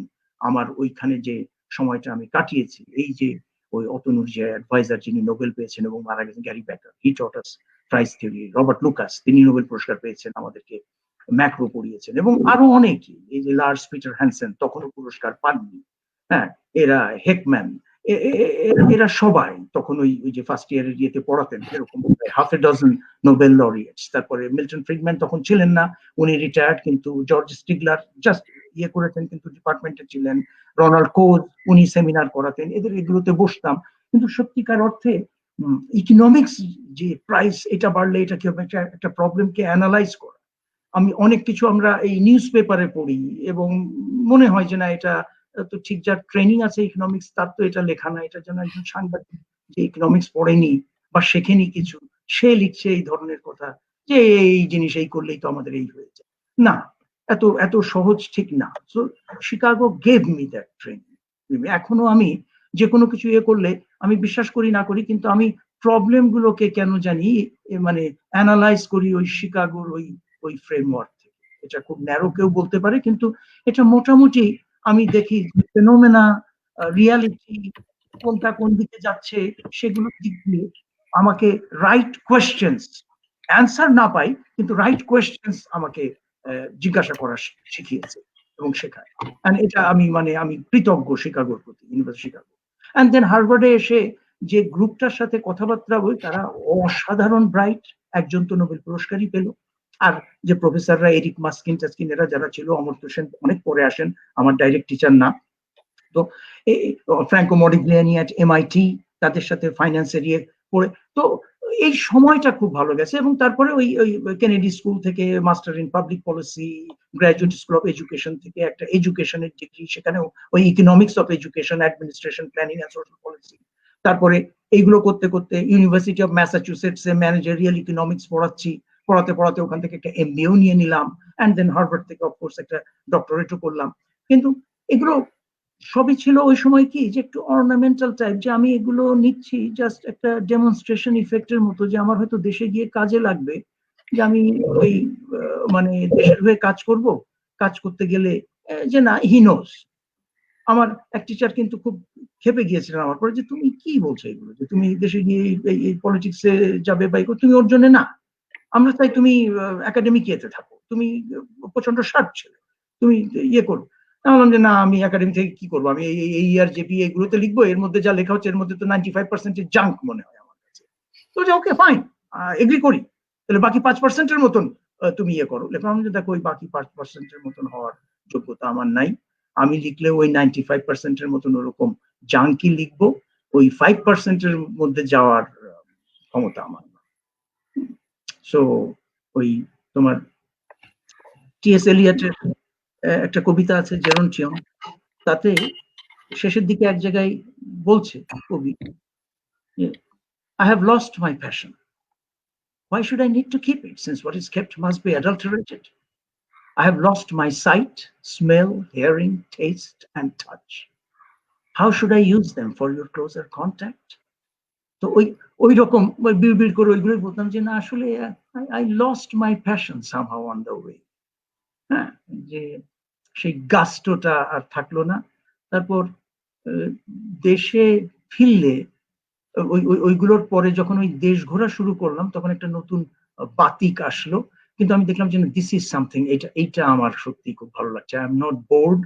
যত আমি দেখি তত আমার মনে হচ্ছে আচ্ছা নেক্সট আর কোথায় যাওয়া যায়, এই পড়ি একটা অসাধারণ দৃশ্য আছে, এখানে তো যেতে হবে, এখানে পায়ে ফেলতে হবে। এবং ওই সেই ইউলিসিসের ওই কবিতাটার মতো, যে I cannot rest from travel, I'll drink life to the lees. All times I have enjoyed greatly, have suffered greatly, both with those that loved me and alone. On shore and when through scudding drifts the rainy heights vexed the keen sea. I am become a name for always roaming with a hungry heart. Much have I seen and known, cities of men and manners, climates, councils, governments, myself not least, but honored of them all, and drunk delight of battles with my peers, far on the ringing plains of windy Troy. হ্যাঁ, এই যে যে ওই মানুষটা মানে ইউলিসিসের যে গল্পটা is ওডাইসাস, হোমারের যে অডিসি, গ্রেট জার্নি, তার হিরো ওডাইসাস, গ্রিক বাট ল্যাটিনে ইউলিসিস বলে। সো ওরা তোমার ট্রয়ের যুদ্ধ করলো অনেকদিন ধরে, হেলেনকে রেস্কিউ করে ফিরে আসলো, এসে সবাই রিউনাইটেড হলো তাদের ইয়েতে। He was the king of Ithaca, তোমার ইউলিসিস। তা ওয়াইফের সাথে রিউনাইটেড, ছেলে টেলিম্যাকাস আছে, রাজ্য শাসন করলো কয়েক বছর পরে, তারপরে he got board. So he got board, এবং তখন ওর ওই কথা আসছে, ইউলিসিসটা লেখা যে বলছে যে it little profits that an idle king by this still hearth in this barren crag, matched with an aged wife I meet and dole, unequal laws unto a savage race that hoard and feed and sleep and know not me. এই যে বলছে যে এটা খুবই কম আমাকে মানে profit মানে benefit দেয়, একটা অলস রাজা যে তার বয়স্ক বউয়ের সাথে ম্যাচড হয়েছে, match with an aged wife, আমি আইন দিয়ে বেড়াচ্ছি একটা অসভ্য জাতকে, যে জাত শুধু খায় ঘুমায় আর আমাকে চেনে না, আমাকে চেনে না। হ্যাঁ, আমি তো ওই আননোন ইয়ে করতে যাব। তা আমার ওই ওই ওই দেশ ঘুরে অনেক কিছু দেখে তারপরে দেশে যখন ফিরলাম, ফেরার পর ওই যে গোলগুলো ছিল যে না এগুলো আমার কাছে খুব মানে ছোট ইয়ে মনে হলো, যে না আসলে দুনিয়াটা তো অনেক অনেক ইয়ের বড়। এই যে আমার জাতীয়তাবাদ, আমার জাতি সবচেয়ে শ্রেষ্ঠ, আমার ভাষা সবচেয়ে শ্রেষ্ঠ, আমার কবি সবচেয়ে শ্রেষ্ঠ কবি ইতিহাসে, হ্যাঁ, আমার দেশ সবচেয়ে সুন্দর। You become so humble, respect for other culture, যে না রে ক্যাম্বোডিয়া, ও তাহলে এরা এইরকম 1000 বছর আগে এই ধরনের একটা ইমারত গড়েছিল, কত সমৃদ্ধ ছিল তারা। ও ইন্দোনেশিয়ার এই জাভারের মধ্যে এই জোগিয়াকার্তায় বড়বুদুর বুদ্ধিস্ট টেম্পল, আর তার কিছু কিলোমিটার দূরে প্রাম্বানান, এটা একটা হিন্দু টেম্পল, একই সময়ে এতশো বছর আগে। তাহলে এই কালচারটা কিরকম, এরা কিরকম টলারেন্ট ছিল যে এরকম একটা বুদ্ধিস্ট টেম্পল গড়তে দিয়েছে, আবার হিন্দু টেম্পলও গড়তে দিয়েছে। কিন্তু ঘটনাটা কি ভেতরে? So the more I saw not just the man-made temples, এমনি যা নেচার, যে বিউটি ওয়ার্ল্ডের, এটার প্রতি নেশাগ্রস্ত হয়ে আমি মানে আর ঘরে থাকতে পারিনি আসলে। এবং এখনো আমি রেস্টলেস ভাবে যে অ্যান্টার্কটিকায় যেতে হবে, এই যে এই করোনা ভাইরাস না হলে আমি উত্তর মেরু আর দক্ষিণ মেরু ঘুরে আসতাম, যে ওই দুটো জায়গায় পা দিই নাই, যাব। হ্যাঁ, বাট আদার দেন দ্যাট আমি this is what sort of I feel happy doing. আমি যখনই ট্রাভেল করি I am enormously happy and at peace with myself. ঘরে বসে থাকলেই ইউলিসিসের ওই মনে হয় যে it little profits that an idle king by this still hearth in this barren crag, matched with an aged wife I meet and dole. কি কাকে কাকে আইন দিব, কিসের বিড়ালের মাথা হব না লেজ হব, does it make any difference? And it's all the myth of Sisyphus. Sorry for rambling. Yes. So what's the takeaway, sir? আমাদের জাস্ট নিজস্ব যে একটা প্যাশন হবে সেটা ফলো করা, is that what you're suggesting? এটা বলেছিলাম যে আমাকে এমনি একটা জিজ্ঞাসা করা হয়েছিল যে মানে গুড টিচার হতে গেলে কি করা লাগে। Again there is no formula, but I do believe যে মানে একেবারে এসেনশিয়াল ইনগ্রেডিয়েন্ট, যে একটা তরকারিতে তোমার যে কি কি লাগে, কোন মশলাটা, হ্যাঁ তোমার জিরে ধনে না দিলেও চলে, অন্য দেশের রান্নায় জিরে ধনে দেয় না, কিন্তু তাই বলে কি একটা মাছ রাঁধে না, তারা গ্রিল করছে কত সুন্দর ইয়ে লাগছে, তার ভেতরে ওয়াইন সস দিচ্ছে, কি করছে তারা, তাদের কাছে তো বেশ ভালোই লাগে। কিন্তু যেটা আমি বলবো যে ওই যে আমাদের একেবারে ওই যে নেসেসারি কন্ডিশন, ফার্স্ট অর্ডার, সেটা হলো যে হ্যাভ এ প্যাশন। যদি প্যাশন না থাকে, you know what I mean, যদি প্যাশন না থাকে I think you are in the wrong. You have to be passionate about this teaching. হ্যাঁ, এবং তারপরে তোমার স্টুডেন্টদের প্রতি যে ফিলিংস, না আই কেয়ার অ্যাবাউট দেম। আমি আমার কিছু কথা আছে, আমি দুনিয়াকে এইভাবে দেখছি, হয়তো ওরা আমার সাথে একমত হবে না, ও but let's have a dialogue. কিন্তু আমি বলি যে আমি যা শিখেছি, যা আমার এই collective wisdom passed on to me, সেটাকে যে তোতা পাখির মতো মিমিক করি, বা ওখান থেকে আমি যে ডিফার করি কোন অ্যাঙ্গেলে কেন, আমি একটু বলি যে দেখো এই জিনিসটাকে এইভাবে দেখা হয়েছে, কিন্তু মনে হচ্ছে যেন এটা এইরকম। তো এই ডেলিভারিটা, সো প্রথমে হলো প্যাশন, তারপরে ওই এনার্জি, এফর্টস এন্ড টাইম এটা দেওয়া, and access, be accessible to students. তারা যেন ভয় না পায় যে অতনু স্যার শিকাগো থেকে পিএইচডি করেছে গ্যারি ব্যাকারের ইয়েতে, ওরে বাবা রে বাবা, তো আমি কি করব? নো, নিউটন যদি বলতে পারে যে এত নলেজ করার পরে যে কি নাকি সমুদ্রের ইয়েতে সে নুড়ি কুড়িয়েছে, তাহলে আমরা তেমন খুব একটা কিছু না। So tell them. আমার রিক্রুটমেন্টের সময় ঢাকা ইউনিভার্সিটিতে আমাকে মনোয়ার স্যার, ওয়াহিদ স্যার আমাকে এখনো, যে রাশিক তোমার মনে আছে যে প্রভিসি তোমাকে এই প্রশ্নটা ওনাদের এখনো মনে আছে যে করলা তুমি এই উত্তরটা দিয়েছিলে, ওনারা তো একটু থ মেরে গেছেন যে এইভাবে টিচার আর আমরা যেন স্টুডেন্ট। আমাকে জিজ্ঞাসা করেছিলেন এই মনোয়ার স্যাররা কথাবার্তার মধ্যে প্যারাডাইম দিয়েছেন, তখন ওই প্রভিসি স্যার ছিলেন, উনি বলেন আচ্ছা এই প্যারাডাইমটা কি, আমাকে একটু বোঝান তো আপনি প্যারাডাইমটা কি। আমি স্যারকে বলেছিলাম যে স্যার প্যারাডাইমটা ওই যে আপনি যে চশমাটা পরে আছেন ওইটা, দ্যাটস দ্য প্যারাডাইম। এবং আপনার চশমার যে গ্লাসের রং ওইটাই, ওই গ্লাসের রং যদি সাদা হয় আপনি সাদা দেখবেন, ওটা যদি লাল হয় দুনিয়াকে লাল দেখবেন। সো এটাই হচ্ছে paradigm, the way you see the world. হ্যাঁ, এবং আপনি যে গ্লাস পরে থাকবেন সেইভাবে এটা একটা বায়াসড হবে ইয়েতে। তো তোমাদেরও বলি যে সেই বায়াস গুলো এক্সপ্রেস করে দাও। নলেজের ব্যাপারে কোনো শেষ কথা নাই, গিভ দেম কনফিডেন্স। তোমার কাছে মনে হতে পারে যে না তারা তোমার লেভেলের না, ডাজন্ট ম্যাটার। অতনু বিদিশা তোমরা জানো আমাদের হার্ভার্ডের যে হাওয়ার্ড গার্ডনার ক্রিয়েটিভিটির উপরে লিখছে, সে বলছে যে মানে একজন মানুষ অঙ্ক কিচ্ছু করতে পারে না কিন্তু 2.5 ঘন্টার একটা সিম্ফনি পুরোপুরি ইয়ে করতে পারছে, তাকে কি তুমি কি বলবে? সে ইন্টেলিজেন্ট না ইন্টেলিজেন্ট? যে মানুষটা কোনো লেখাপড়া জানে না, মেকানিক্স এর কোনো কিছু জানে না, কিন্তু একটা মিল কলকারখানার ওই নাট বল্টু কোন রকম না মেপে ওইভাবে ইয়ে করে দেয়, বসিয়ে দেয়, ঠিক করে, তাকে কি বলবো? আমরা তো ইন্টেলিজেন্স মাপা শিখেছি শুধু কি ওই স্যাট জিআরইর মধ্যে, বেসিক্যালি তোমার verbal reasoning and quantitative reasoning আমরা কে কতটুকু পারদর্শী, এটাকে অ্যানালিটিক্যাল অ্যাবিলিটি ধরে আমরা মাপছি। আর যারা এটাতে ভালো না তাদেরকে বলছি দে আর নট স্মার্ট। তো মোটজার্টকে কি বলবে, রবীন্দ্রনাথকে কি বলবে? মানে ক্রিয়েটিভিটি, সাকসেস কি যে একটা good GRE score and a good school, নাকি যে পেল না কিন্তু অন্যদিকে প্রচন্ড রকমের সে ক্রিয়েটিভ, সেটাকে লালন করতে দেওয়া। সো অ্যাজ অতনু সেড, যে প্যাশনটা যদি একটু পায় এবং কোথায় যে তার অ্যাকচুয়ালি ইয়েটা আছে সেটা পেয়ে সেই দিকে যাওয়া, রাদার দ্যান রবীন্দ্রনাথের ওই যে কোথাও আমার হারিয়ে যাবার নেই মানা, তো সেটা ঠিক আছে কিন্তু মনে মনে, হ্যাঁ মনে ওটা বলছেন উনি।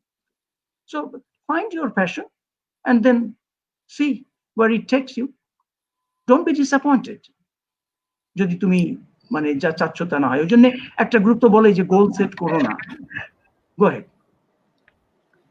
তো জি স্যার, সরি একটা প্রশ্ন করি স্যারকে, বাট যে কেউই আমার ধারণা ইয়ে করতে পারে। So Gautam Buddha felt very passionate about solving many questions in the world, জরা, কষ্ট, poverty, etc. And that guy basically abandoned his wife and newborn child. So how about responsibility? If there's a trade-off, shouldn't we take that into consideration as well? উত্তর কি অন্য কেউ দেবে নাকি আমি just? এরকম ধরনের কথা তো অনেকবারই অতনুর সাথে হয়েছে। আমি কি শুধাই রেসপন্ড নাকি অন্য কেউ তোমরা কিছু বলবে এ ব্যাপারে? যে ও যে কথাটা বললো যে গৌতম বুদ্ধ এটা করেছিল এবং রেসপন্সিবিলিটিটা তার ফ্যামিলির প্রতি ছিল, এই ট্রেড অফ কি করা যায় না যায়? না স্যার, আপনার থেকে শুনছি না, এগুলোর উত্তর তো একেবারে মানে আপনার কাছ থেকে তো আমরা শোনার সময় পাবো না, সুতরাং আপনার কাছ থেকে শুনতে হবে। ওরা তো আমাদের কাছ থেকে শুনতে পারবে। এগেন ওই তোমরা কিন্তু খেয়াল করো, আমার কিন্তু কোনো রাইট অ্যান্সার নাই। একটু আগেই যেটা বললাম যে কিভাবে দেখছো সেটা, তোমার চশমার রংটা কি সেটার উপর নির্ভর করছে। তা এই যে অতনু যে ট্রেড অফের কথা বলে, এই ট্রেড অফ তো ইকোনমিস্ট হিসাবে আমরা জানি যে আমরা আমাদের এই ইয়েগুলো আছে। সো এগেন এখানে তুমি যদি এখন মরাল ফিলসফির দিকে যাচ্ছ, রিলিজিয়ানের দিকে যদি যাও, আমার রিলিজিয়ানে আমার রাসূলুল্লাহ এই জিনিসগুলো বলেন না যে তুমি সবকিছু ছেড়ে দিয়ে বনে চলে যাও, তুমি ফ্যামিলি ম্যান হও, তোমার রেসপন্সিবিলিটি রয়েছে, এগুলো তোমাকে হ্যান্ডেল করতে হবে। সো ইউ সি, আর যদি তুমি মনে করো যে না ওই ব্রহ্ম ইয়ে একটা হিন্দু ইয়ের মধ্যে একটা আছে যে লাইফের বিভিন্ন স্টেজ আছে, যে হ্যাঁ ঠিক আছে তুমি ফ্যামিলি ইয়েতে থাকলে তারপরে তুমি প্যাশন ট্যাশন ছেড়ে দিয়ে ইয়ে করো। তোমার মহাত্মা গান্ধী অনেক ইয়াং বয়সেই বাচ্চা টাচ্চা কিছু হওয়ার পরে তারপরে মনে করলেন যে না এই ওয়াইফের সাথে এই মেলামেশা বা এগুলো, এই প্যাশন গুলো হচ্ছে অ্যানিমাল প্যাশন এবং এগুলো মানুষকে দুর্বল করে, এবং উনি ওয়াইফকে, আমি এটা ওনার the story of my experiments with truth by M K. Mohandas Karamchand Gandhi, তার নিজের অটোবায়োগ্রাফি থেকে বলছি যে তিনি বলছেন যে তিনি ওয়াইফকে বললেন যে আমি তোমাকে আমার মায়ের মতো দেখি আর আমি তোমার সাথে। ওনার মাথার মধ্যে কিছু ইয়ে ছিল যে না গরুর দুধ খেলেও এক্সাইটমেন্ট বাড়ে, তো উনি গরুর দুধ খাওয়া বন্ধ করে দিলেন, ছাগলের দুধ। সো এগেন কোন কোন পর্যন্ত তুমি নেবে তোমার responsibility. At the same time তার তো মানে ইন্ডিয়াকে চেঞ্জ করা, ব্রিটিশ মুক্ত করা, সেসব দিকে you know his contribution and everything, but as a family man কি করেছেন। সো ব্যালেন্সটা কিভাবে আনবে, হারমোনিটা কোন জায়গায় আসবে, সেটা তো অতনু ইয়োর কল। আমার বাজেট কনস্ট্রেন্ট আছে একরকম, তোমার আর এক রকম, ট্রেড অফ গুলো তুমি একভাবে দেখবে, আমি একভাবে দেখবো। এখন তুমি যদি বলো তাহলে কি রাইট রং বলে কোনো কিছুই নাই, অফকোর্স আছে, কিন্তু সেই রাইট রং গুলো কি অ্যাবসলিউট না রিলেটিভ, এগুলো নিয়ে তো ফিলোসফারদের মধ্যে মাথা খারাপ হয়ে গেছে। তোমার কান্টিয়ান এই লাইনে যাব যে ইমানুয়েল কান্ট পিওর রিজনিং এ সে ক্যাটেগরিক্যাল ইম্পারেটিভ বলে বলছে যে না, সোসাইটির কিছু প্রিন্সিপালস আছে যেগুলো নো ম্যাটার সোসাইটি কোন সময়কার ইতিহাসের কোন জায়গায় হোক না কেন, সব সোসাইটিরই ইউনিভার্সালি ভ্যালিড মরাল প্রিন্সিপাল। আবার ইকুয়ালি মানে তোমার মানে জায়ান্টস হেগেল, মার্কস, এরা বলছে যে এই ধরনের কোনো মরাল প্রিন্সিপালস নাই যেটা একটা সোসাইটির জন্য সব সময়ের জন্য উপযোগী। আমি ওই ক্যাম্পে বিশ্বাস করি যে মরাল অ্যাবসলিউটস বলে কোনো কিছু নাই, রিলেটিভ এগুলো, নর্মেটিভ এথিক্স এর ইয়েটা। এবং পছন্দ করি না করি এই ডিবেটটা, এই রিফ্লেকশনটা আমাদের নিজেদের করতে হবে। এবং এই রিফ্লেকশনের ক্ষেত্রে তুমি ইনস্ট্রুমেন্টাল আর্গুমেন্ট দেবে যে না এইটা করবো বিকজ এটা করলে আমি সওয়াব পাবো বা বেহেশত পাবো, বা এটা করলে আমি এই ইনসেন্টিভ মেকানিজম যেটা বলি সেটা, নাকি এটাকে তুমি ইন্ট্রিনসিক ভাবে দেখবে যে না I would do it because I think this is the right thing to do. But then again, that leaves the question, what is the right thing? Inherently right, intrinsically right thing বলে কিছু আছে? I don't know. Professor সেন্টেন এনারা তো এ ব্যাপারে জাস্টিসের ইয়েতে লিখছেন।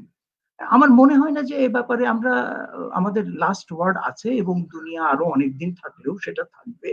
The debate will go on. That's why I appeal to your conscience যে তোমার রিফ্লেকটিভ যে ইকুইলিব্রিয়াম, যে থিওরি অফ জাস্টিস যেটা আমি পড়েছিলাম জন রলসের, এই যে রিফ্লেকটিভ, তুমি আপন রিফ্লেকশন একটা ইকুইলিব্রিয়ামে পৌঁছবে।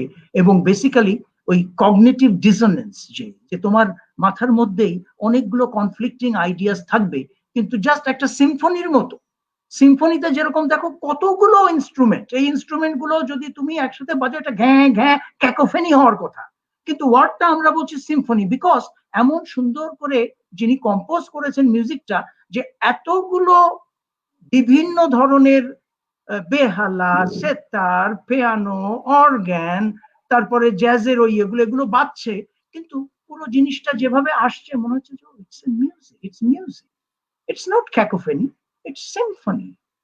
তো সেই তোমার ওই the ability to live with a set of conflicting ideas তোমার মাথার মধ্যে এনে এবং সেটাকে আত্মীকরণ, এটা নির্ভর করবে your capacity. It depends on your capacity, and different people will react different way. Some people will go crazy এবং ওই বাড়ি ঘর ছেড়ে দিয়ে চলে যাবে বনে, হ্যাঁ, যে না আমি এটাতে থেকে আমি শান্তি পাচ্ছি। আমাকে যখন এইগুলো ইয়ে করতো, আমার এক সম্পর্ক তুমি বনে যাও না কেন, যে ভাই বনে যেতাম যদি মনে করতাম যে মশারা ফ্রেন্ডলি হবে, কিন্তু আমার মনে হয় যে মশা আমাকে কামড়াবে, এবং আমি মশার কামড়াও তো খেতে ভালোবাসি। সো ওই ইয়ের মতো না আমি, যে দস্তয়েভস্কির নোটস ফ্রম আন্ডারগ্রাউন্ড পড়লাম 19 বছর বয়সে এবং অসাধারণ মনে হলো। তো বলছি এটা অভিজিৎ আমার বলছে এটা, আমি যখন ওর সাথে কথা বলছি একদিন বলছি আমার খুব বলিস মনে হচ্ছে যেন খুব স্যাডিস্ট লোক, স্যাডিস্ট বলছে ম্যাসাকিস্ট লোক, যে নিজেকে বোধহয় যন্ত্রণা দিতে তোর এইরকম একটা বই ভালো লাগে। হ্যাঁ, নোটস ফ্রম আন্ডারগ্রাউন্ডে তুমি দেখবে যে দস্তয়েভস্কি বারবার বলছে যে বাই দ্য ওয়ে আমি ওই যে তোমাদেরকে বলছিলাম I have my toothache and I get pleasure in describing it. হ্যাঁ, আমার দাঁতের ব্যথা হয়, ওই দাঁতের ব্যথা বর্ণনা করে সে আনন্দ পাচ্ছে। আমি ওই 19 বছর বয়সে আমার ফিলসফি প্রফেসরকে জিজ্ঞেস করলাম যে তুমি এই নভেলটা পড়তে দিলে, কিন্তু আমি তো এটা তো নভেল মানে ইয়েটা আমি তো বুঝতে পারছি না কি বলে এটা, যে I have a toothache and I get pleasure in describing it, এটা মানে কি? তুমি বলছো দেখো এই মানেটা তো এক একজন এক এক ভাবে খুঁজবে, তুমি তোমার এক্সপেরিয়েন্স তোমার উপলব্ধি থেকে এটা এর মানে বুঝবে। তবে আমি যেটুকু বুঝি, ওনারা তো খুবই মডেস্ট খুবই পোলাইট, সেভাবে বললেন যে আমি যে এটা কোর্স ছিল ইন এক্সিস্টেন্সিয়ালিজম।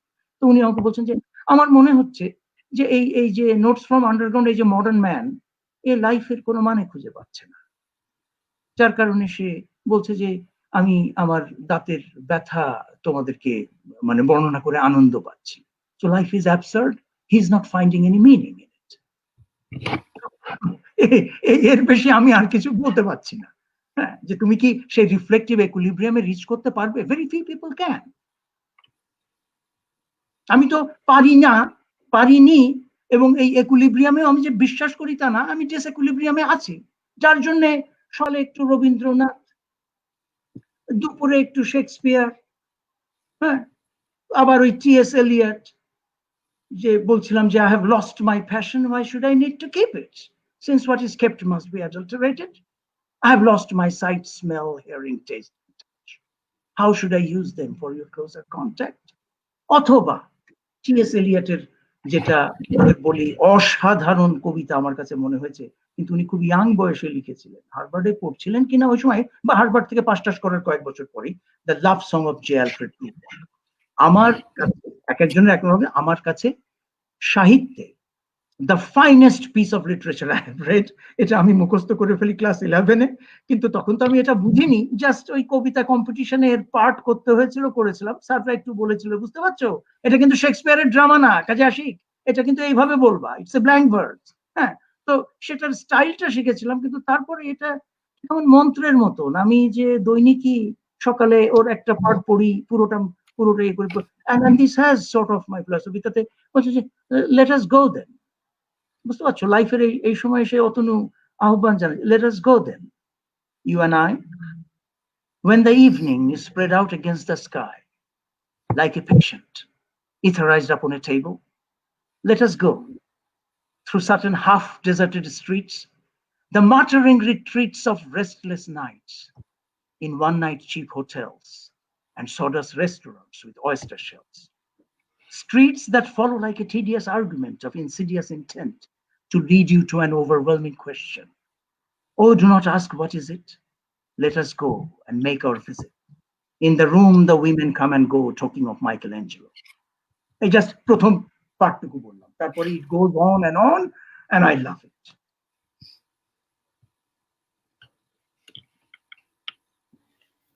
স্যার আমি একটা কোয়েশ্চেন করতে পারি? Yes. স্যার প্যাশনের সাথে পারপাস কতটুকু ইম্পর্টেন্ট? I mean, এক একজনের প্যাশনের সাথে কি is it important to have a purpose that makes a good difference? So what is the purpose of life? এটার সাথে, but mainly প্যাশনের সাথে কি পারপাসটা কতটুকু ইম্পর্টেন্ট? প্যাশন যে তোমার টিচিং এর প্রতি আছে, ওর সাথে তো পারপাসটা রিলেটেড। তোমার এই প্যাশনটা তাহলে in general, sir. ও যে কোনো জায়গাতেই প্যাশনটা যদি থাকে তোমার, যে আর্টের প্রতি, তাহলে ওর সাথে একটু মানে ডেফিনেটলি তুমি বুঝতে পারছো যে এর সাথে রিলেটেড, কিন্তু যে you want to create something, that perhaps is the purpose. পারপাসটা কিন্তু তুমি ডিফাইন করবে। আমাদের ওই ফিলসফিরই কোর্সে যে বিভিন্নভাবে দেখা, এগেন এগুলো কিন্তু আমরা আমাদের ক্লাসে বলি না, কিন্তু পারপাসে যে লাইফের পারপাসটা কি, তো ওই ফ্রয়েডিয়ান যদি হও তাহলে তুমি এক্সপ্লেন করবে যে না সব বিহেভিয়ারের মানে মোটিভেশনটা হলো উইল টু প্লেজার, সমস্ত behaviour motivated by a desire to derive pleasure, will to pleasure. এবং ফ্রয়েড উনি একটা স্পেসিফিক কাইন্ড অফ প্লেজারের কথা বলেছেন, as you know sexual pleasure. না, তারপর অ্যাডলার বলে একজন, তিনি বলছিলেন যে না লাইফের ইয়ে হলো যে will two power, not will to pleasure, যে ডমিনেট করো। আমরা সবসময় খেলাধুলার মধ্যেও বেশি ভালো করতে চাচ্ছি, বন্ধুদের ওখানে একটু ডমিনেট করতে চাচ্ছি কনভারসেশনে, সো উইল টু পাওয়ার, এই পাওয়ার পাওয়াটা এইটাই নাকি লাইফের মোটিভেটিং ইয়ে, যেটা বিহেভিয়ারকে মোটিভেট করে। এগেন দিস আর ভিউস, এবং বাই নো মিনস আমি প্রফেস করছি যে one way or the other is correct. এবং থার্ডে আমরা ইয়ে করি যে একজন ফ্র্যাঙ্কল বলছে যে না আসলে উইল টু পাওয়ার বা উইল টু প্লেজার এটা না, মেন ইয়ে হলো যে উইল টু মিনিং। লাইফের পারপাস হলো to find meaning in life, জীবনের মানেটা খুঁজে পাওয়া।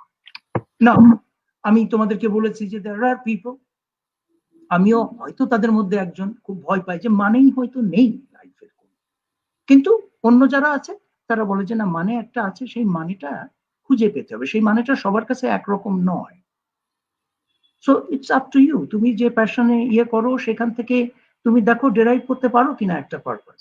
বাট দেন কশন যেটা করছে সাম গ্রেট মেনি ফিলসফার, সেটা হলো যে যদি গোল টোল সেট করার খেলাতে নামো তাহলে দেখা যাবে ইউ উইল বি ডিসঅ্যাপয়েন্টেড। গোল যদি না ইয়ে করতে পারো তাহলে তুমি ডিসঅ্যাপয়েন্টেড হবে। আর যদি গোল সেট করে গোল যদি অ্যাচিভ করো, ইমিডিয়েটলি তুমি দেখবে যে you are in a track, তুমি আরেকটা গোল সেট করেছো, যে আমি তো লোকাল ট্রফিটা পেয়েছি, তাহলে এবার তো আমার তো এর পরের ট্রফিটা, ন্যাশনাল ট্রফিটা পেতে হবে, you know. So where does it end? I don't know. এবং তোমরা অনেকেই তোমরা ব্রিলিয়ান্ট, তোমরা চিন্তা করছো, আমাদের ছেলে মেয়েরাও খুব টেন্ডার এজে তারা তোমাদের দ্বারা ইনফ্লুয়েন্সড হবে। সো আমি তো জানতাম না আসলে যে টপিকটা এরকম সাকসেস বা ইয়ে, এবং আমাকে এক্সাম্পল দিয়েছে, I am the wrong example. হ্যাঁ, আমি কোনো কিছুই ফোকাসড দিয়ে করতে পারিনি, I have done different things. এবং জন কেনেথ গ্যালব্রেথ, যাকে আমরা খুব বড় রকমের ইয়ে করি না, কিন্তু অসাধারণ স্পিকার, কিন্তু উনি হার্ভার্ডের প্রফেসর ছিলেন, উনি এত চমৎকার করে বলছিলেন যে লাইফে একটা জিনিস করবে কেন, তুমি একটা পার্ট স্টেটসম্যান হবে, একটা পার্ট তুমি মিউজিশিয়ান থাকবে, হয়তো অ্যাক্টর হবে, লাইফের এই ড্রামাটা প্লে করো in it's different manifest, total amount of experience is what counts. তুমি একটা মানে ইয়ে হয়ে সেটার প্রতি থেকে পছন্দ করো না করো, পাবলিশ করে যাচ্ছ যে জিনিসটাতে হয়তো অত ইয়ে লাগে না, কিন্তু no, I have to do it because others are doing. আমার ওই জেপিতে ইয়ে আসতে হবে, এই ইয়ারে আসতে হবে, যাতে I can score points among my peers. Where does it end? Where does it end? I don't know. I have no answer. তোমরা একটু দেখো অন্যভাবে ডিফাইন করে আগানো যায় কিনা। এগেন আমাদের দেশের আমার খুব প্রিয় কবি, ইউ অল নো, আমি ফার্স্ট ইয়ারের ছেলেমেয়েরা যারা যদি কেউ শুনে জানবে, আমি কথা বলি যে আমি ছেলে মেয়েদের প্রথম কয়েকটা লেকচার দেওয়ার পরে বলি যে দেখো তোমাদের এইগুলো যেই চলে গেলাম আলফা বেটা অ্যান্ড এই যে ইউটিলিটি ম্যাক্সিমাইজেশন, বা প্রথম দিকে তো ভালোই কবিতা টবিতা এগুলো দিয়ে ইকোনমিক্স বোঝানোর চেষ্টা করছিলাম, তারপরেই ওমা x1 to the power alpha, এ কি মানুষের বিহেভিয়ার, এইরকম অঙ্ক দিয়ে সে কতটুকু খাবে, সে এই ধরনের একটা ডিফিকাল্ট ম্যাথমেটিক্যাল প্রবলেম সলভ করে নাকি? করে না তো। আমাদের মা বাবারা এই ধরনের আলফাবেটা তো জানেও না। না, ইট ইজ অ্যাজ ইফ আমরা এই অ্যাজ ইফ যেন সে করছে, এইটা শেখানোর জন্য ইউ ম্যাক্স এবং তার জন্য তোমার মাল্টিভেরিয়েট অপটিমাইজেশন প্রবলেম এইগুলো শেখানো করছে, কিন্তু ভালো লাগার কথা না, বোর্ড হয় ছেলে মেয়েরা। তো তখন আমি ওইটা বলি যে তোমাদের আমি কি বলবো, আমার রোলটা তো হলো ইকোনমিক্স এর টিচার, আমি তো সাহিত্যের টিচার না। তাহলে রবি ঠাকুরের ওই ছেলেটা কবিতা, যেটা আমার খুব ফেভারিট, ওইটা আমার তোমাদেরকে একটু বলি। যে প্রথমে স্টার্টই করছেন, তোমরা দেখো যেটি, যে ছেলেটার বয়স হবে বছর 10, পরের ঘরে মানুষ, যেমন ভাঙা বেড়ার ধারে আগাছা, মালির যত্ন নেই, আছে আলোক বাতাস বৃষ্টি পোকামাকড় ধুলোবালি, কখনো ছাগলে দেয় মরিয়ে, কখনো মারিয়ে দেয় গরুতে, তবু মরতে চায় না, শক্ত হয়ে ওঠে, ডাটা হয় মোটা, পাতা হয় চিকন সবুজ, এই যে স্টার্ট করলেন উনি 10 বছরের একটা ছেলের, তারপরে এই ছেলেটার বর্ণনা দিতে গিয়ে যে এই যে একটা অসাধারণ বৈজ্ঞানিক, এই গুবরে পোকা ধরে রেখে গর্তের মধ্যে রাখে যে ওটা কত বড় হচ্ছে, ব্যাংকে করে ব্যাঙের গ্রোথ দেখছে, হ্যাঁ, বন্ধুর কাছে কি একটা প্রিজম আছে তাদের নানান রকম দেখা যায়, সেটা চাইলো, বন্ধু দিল না, ও চুরি করে আনলো, যে দিল না কেন আমাকে। তো এই ছেলেটার বিভিন্ন ধরনের মাস্টার মশাইয়ের ডেস্কের মধ্যে মরা হেলো সব রাখে, মাস্টার মশাই তো খুলে দৌড় দেখবার মতো দৌড়টা রবীন্দ্রনাথ বলে। তো পড়াশোনার দিকে তেমন মন নেই সে ছেলে। তার যে একটা নেড়ি কুকুর ছিল, ওটা যখন মরে গেল চুপি চুপি কাঁদলো 3 দিন ধরে, যে ছেলে এমনি মরণান্তিক দুঃখেও কোনোদিনও কাঁদে না, তাকে দেখা গেল। তো এই ছেলেটার কথা রবীন্দ্রনাথ ফার্স্ট পার্সন, তার কাছে প্রতিবেশী এসে রবীন্দ্রনাথের, তার মানে প্রতিবেশী না, এই ছেলেটার মাস্টার অম্বিকা মাস্টার রবি ঠাকুরের কাছে এসে কমপ্লেন করছে। শেষের দিকটুকু শুধু তোমাদের বলি, তোমরা তাহলে তো মানে ইউ নো আমি কেন ব্যাখ্যা দেব। তো শেষের দিকটা হলো এইরকম যে অম্বিকা মাস্টার আমার কাছে দুঃখ করে গেল, শিশু পাঠে আপনার লেখা কবিতাগুলো পড়তে ওর মন যায় না কিছুতে, এমন নিরেট বুদ্ধি, পাতাগুলো দুষ্টুমি করে কেটে রেখে দেয়, বলে ইঁদুরে কেটেছে, এত বড় বাদক। আমি বললুম, সে ত্রুটি আমার, থাকতো ওর নিজের জগতের কবি, তাহলে গুবরে পোকা এত স্পষ্ট হতো তার ছন্দে, ও কিছুতেই ছাড়তে পারত না। কোনোদিন ব্যাঙের খাঁটি কথাটা কি পেরেছে লিখতে, আর সেই নেড়ি কুকুরের tragedy. So I was unable to do it. আমার তো একটা সিলেবাস ছিল, ওই x to the power alpha, x to the power 1 minus alpha করলে কি হবে, ডিমান্ড ফাংশনটা ডেরাইভ করো, হ্যাঁ, তারপরে ওখানে p1 বাড়লে কি হবে, ওটাতে p2 বাড়লে কি হবে, এইগুলো করা, কম্পারেটিভ স্ট্যাটিক্স, এগুলো করতে হয়েছে। এবং এগুলো ছেলে মেয়েরা এগুলো কেন রিলেট করতে ঠিক মতো পারছে না, যতটুকু পারি করে। কিন্তু ওই ছেলেটাকে আমরা মানে রবি ঠাকুর যে স্কুলকে আনন্দধাম বলতে চাচ্ছেন, যে আনন্দ যেন পায়, কিন্তু আমরা সেই আনন্দটুকু কেড়ে নিই যখনই সে, অবশ্য ইউনিভার্সিটির এডুকেশনে আমরা কিভাবে এটা দিলে যে সে একটু আনন্দের মধ্যে শিখবে, যে ছেলেটা টেন্ডারে যে এসেছে আমাদের কাছে, I don't have the answer. আমি একভাবে চেষ্টা করেছি কিন্তু সেটা পারিনি, কেননা again how do you teach constraint optimization, এবং ওকে ওইভাবে ক্রিয়েটিভ করো। I'm sorry, alas, I don't have answer.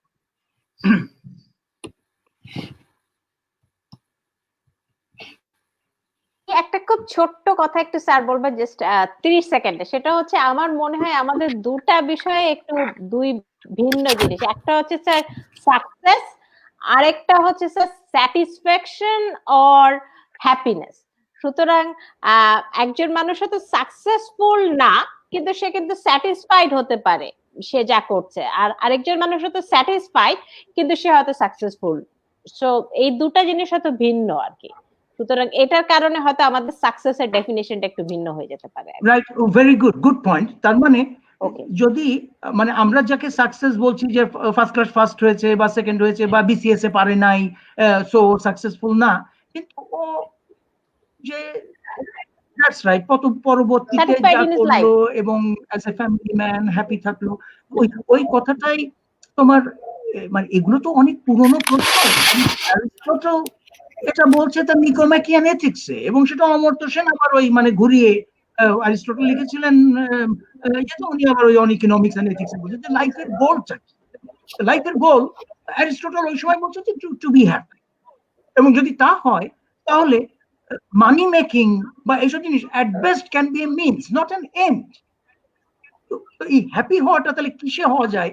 ওই অমর্ত্য সেন তার ওই ডেভেলপমেন্ট অফ ফ্রিডমে ওই শুরু করেছিল, ওই মহাভারতে কৈকেয়ী তার স্বামীকে বলল নাকি আমি যদি সমস্ত রত্ন বিশ্বের সবকিছু করে এনে পায়ে দেওয়া তাহলে কি হ্যাপি হবো? না, তাতে হবে না। ওর থেকে তারপরে উনি শুরু করে অ্যারিস্টটল তার নিকোম্যাকিয়ান এথিক্স এর চ্যাপ্টার এত পেরিয়েই বলছে। বেশ, উনি তো অনেক কিছু করেছেন, সেগুলো সব সামারাইজ করে। তো that's the right button to hit. আমরা মানে কিন্তু কি করে শেখায় how to be happy, instead of posing the question যে আমরা সাকসেসফুল হব, তা না করে বলি যে আমরা let us try. To be happy, এবং সেই হ্যাপিনেসের মধ্যে অতনু যে রেসপন্সিবিলিটির কথাটা আনলো, সেই জিনিসগুলোকে যদি আমরা এনকারেজ করে করাতে পারি যে it's not just my happiness, মানে এটা তো ইউর মধ্যে তো তুমি ঢোকাতেই পারো, অ্যালট্রুইজম বলে বলো বা যা বলেই বলো, এগুলো you guys know it. So আমরা একটা কালেকটিভ রেসপন্সিবিলিটির প্রশ্ন, do unto others as you'd have them do unto you, the Bible says, you know, আমার ইসলামেও সোশ্যাল জাস্টিস সম্পর্কে বলছে, নট জাস্ট ইসলাম, অন্যরাও যারা বলছে, কারটা কত ভালো হলো ঠিক আছে, তর্ক করো, আগাও, বাট আমার মনে হয় যে মানে এটা আমার অনুরোধ থাকবে যে তোমরা ওই সাকসেস বললেই কিন্তু ওই ইয়েতে একাডেমিক সাকসেস, তারপরে ওই লরেল, যে কে কত পেয়েছে, কে কত পাবলিশ করেছে, ওই দিকে মানে ঘোড় দৌড়ের প্রতিযোগিতা না দেয়া আমি মনে করি ভালো।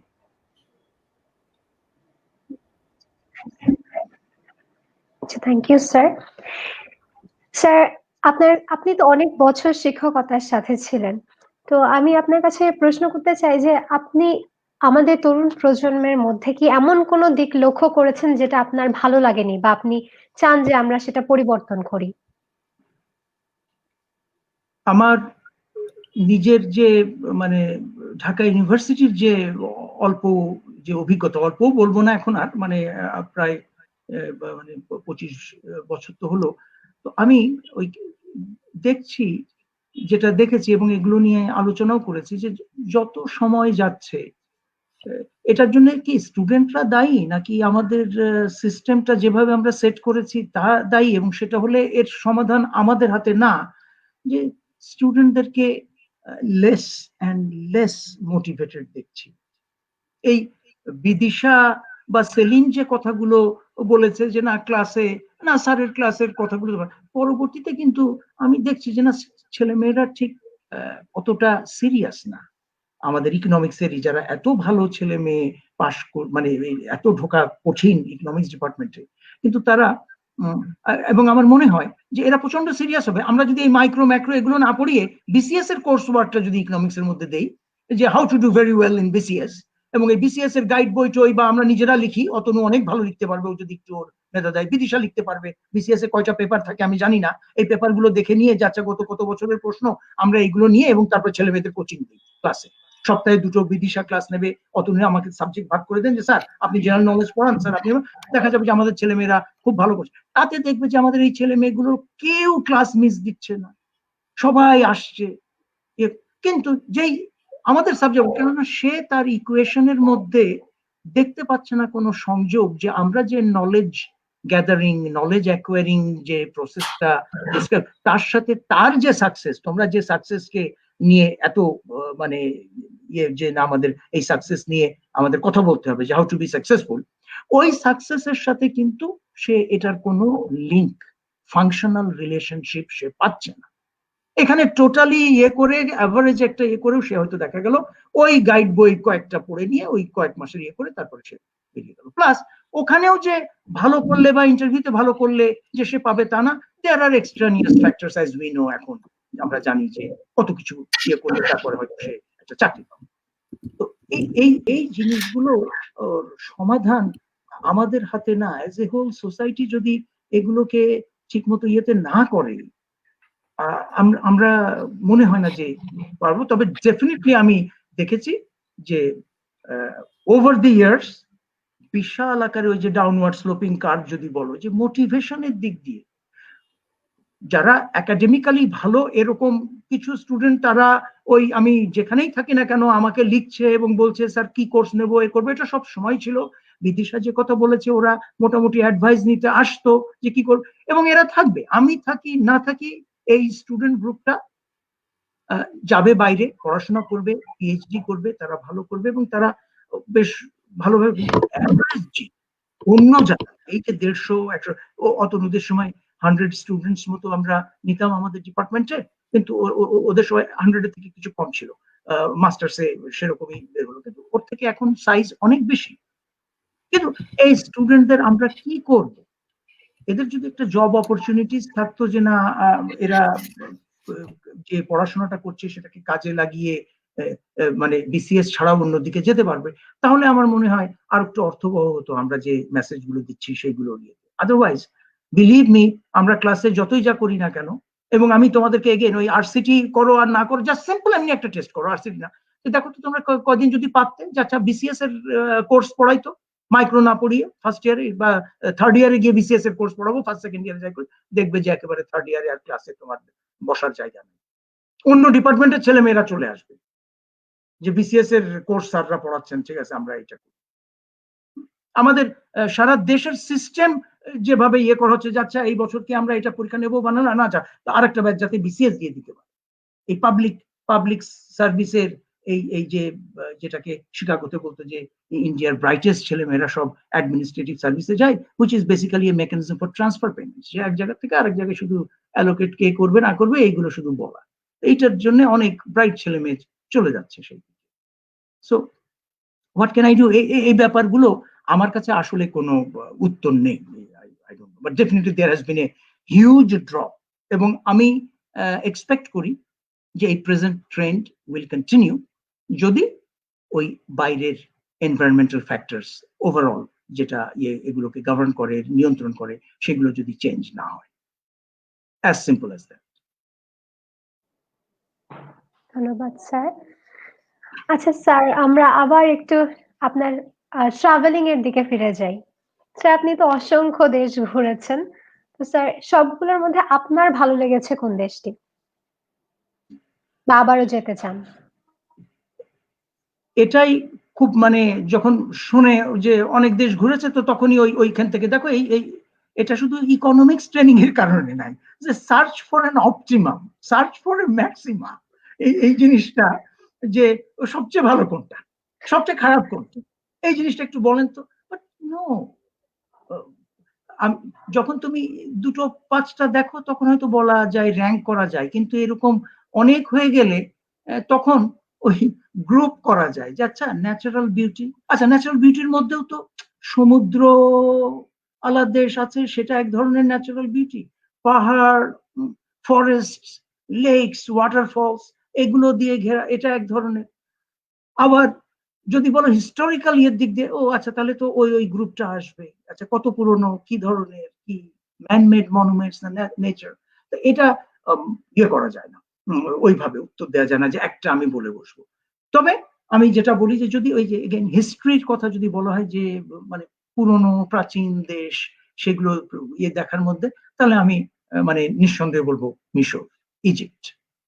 যদি তুমি ইতিহাসের প্রতি ইন্টারেস্টেড হও তাহলে যে ওই পিরামিডটা হ্যাঁ আছে, পুরনো, ভালো কথা, এবং মানে রোমে যাওয়ার পরে মনে হয় আমার একজন বলছিল যে রোমের এই কলসিয়ামটা 2000 বছর পুরনো, তাহলে আর ওটা তো ওর থেকে 2700 বিসি বা 3000, তার মানে এখন থেকে রোমের এই কলসিয়ামটা যত পুরনো, ওই কলসিয়াম যখন যারা গড়েছিল তাদের কাছে ওটা আরো বেশি পুরনো, ওই 2700 বছর আরো আগে। তো এটা কি কত পুরনো। কিন্তু তুমি যদি এই যে যেটা ওদের ইয়ে এনশিয়েন্ট সিটি বর্তমানে ইয়েতে আছে তোমার লাক্সর বলে ইজিপ্টে, এই লাক্সরে গিয়ে যে টেম্পল গুলো দেখবে, তারপরে তোমার এই আবু সিম্বেলে গিয়ে যে তুমি মানে রামসিস দি গ্রেটের টেম্পল, মানে আমি নিঃসন্দেহে বলবো যে ইজিপ্ট, যে ওই প্রাচীন কোনো ইয়ে দেখতে গেলে মিশর।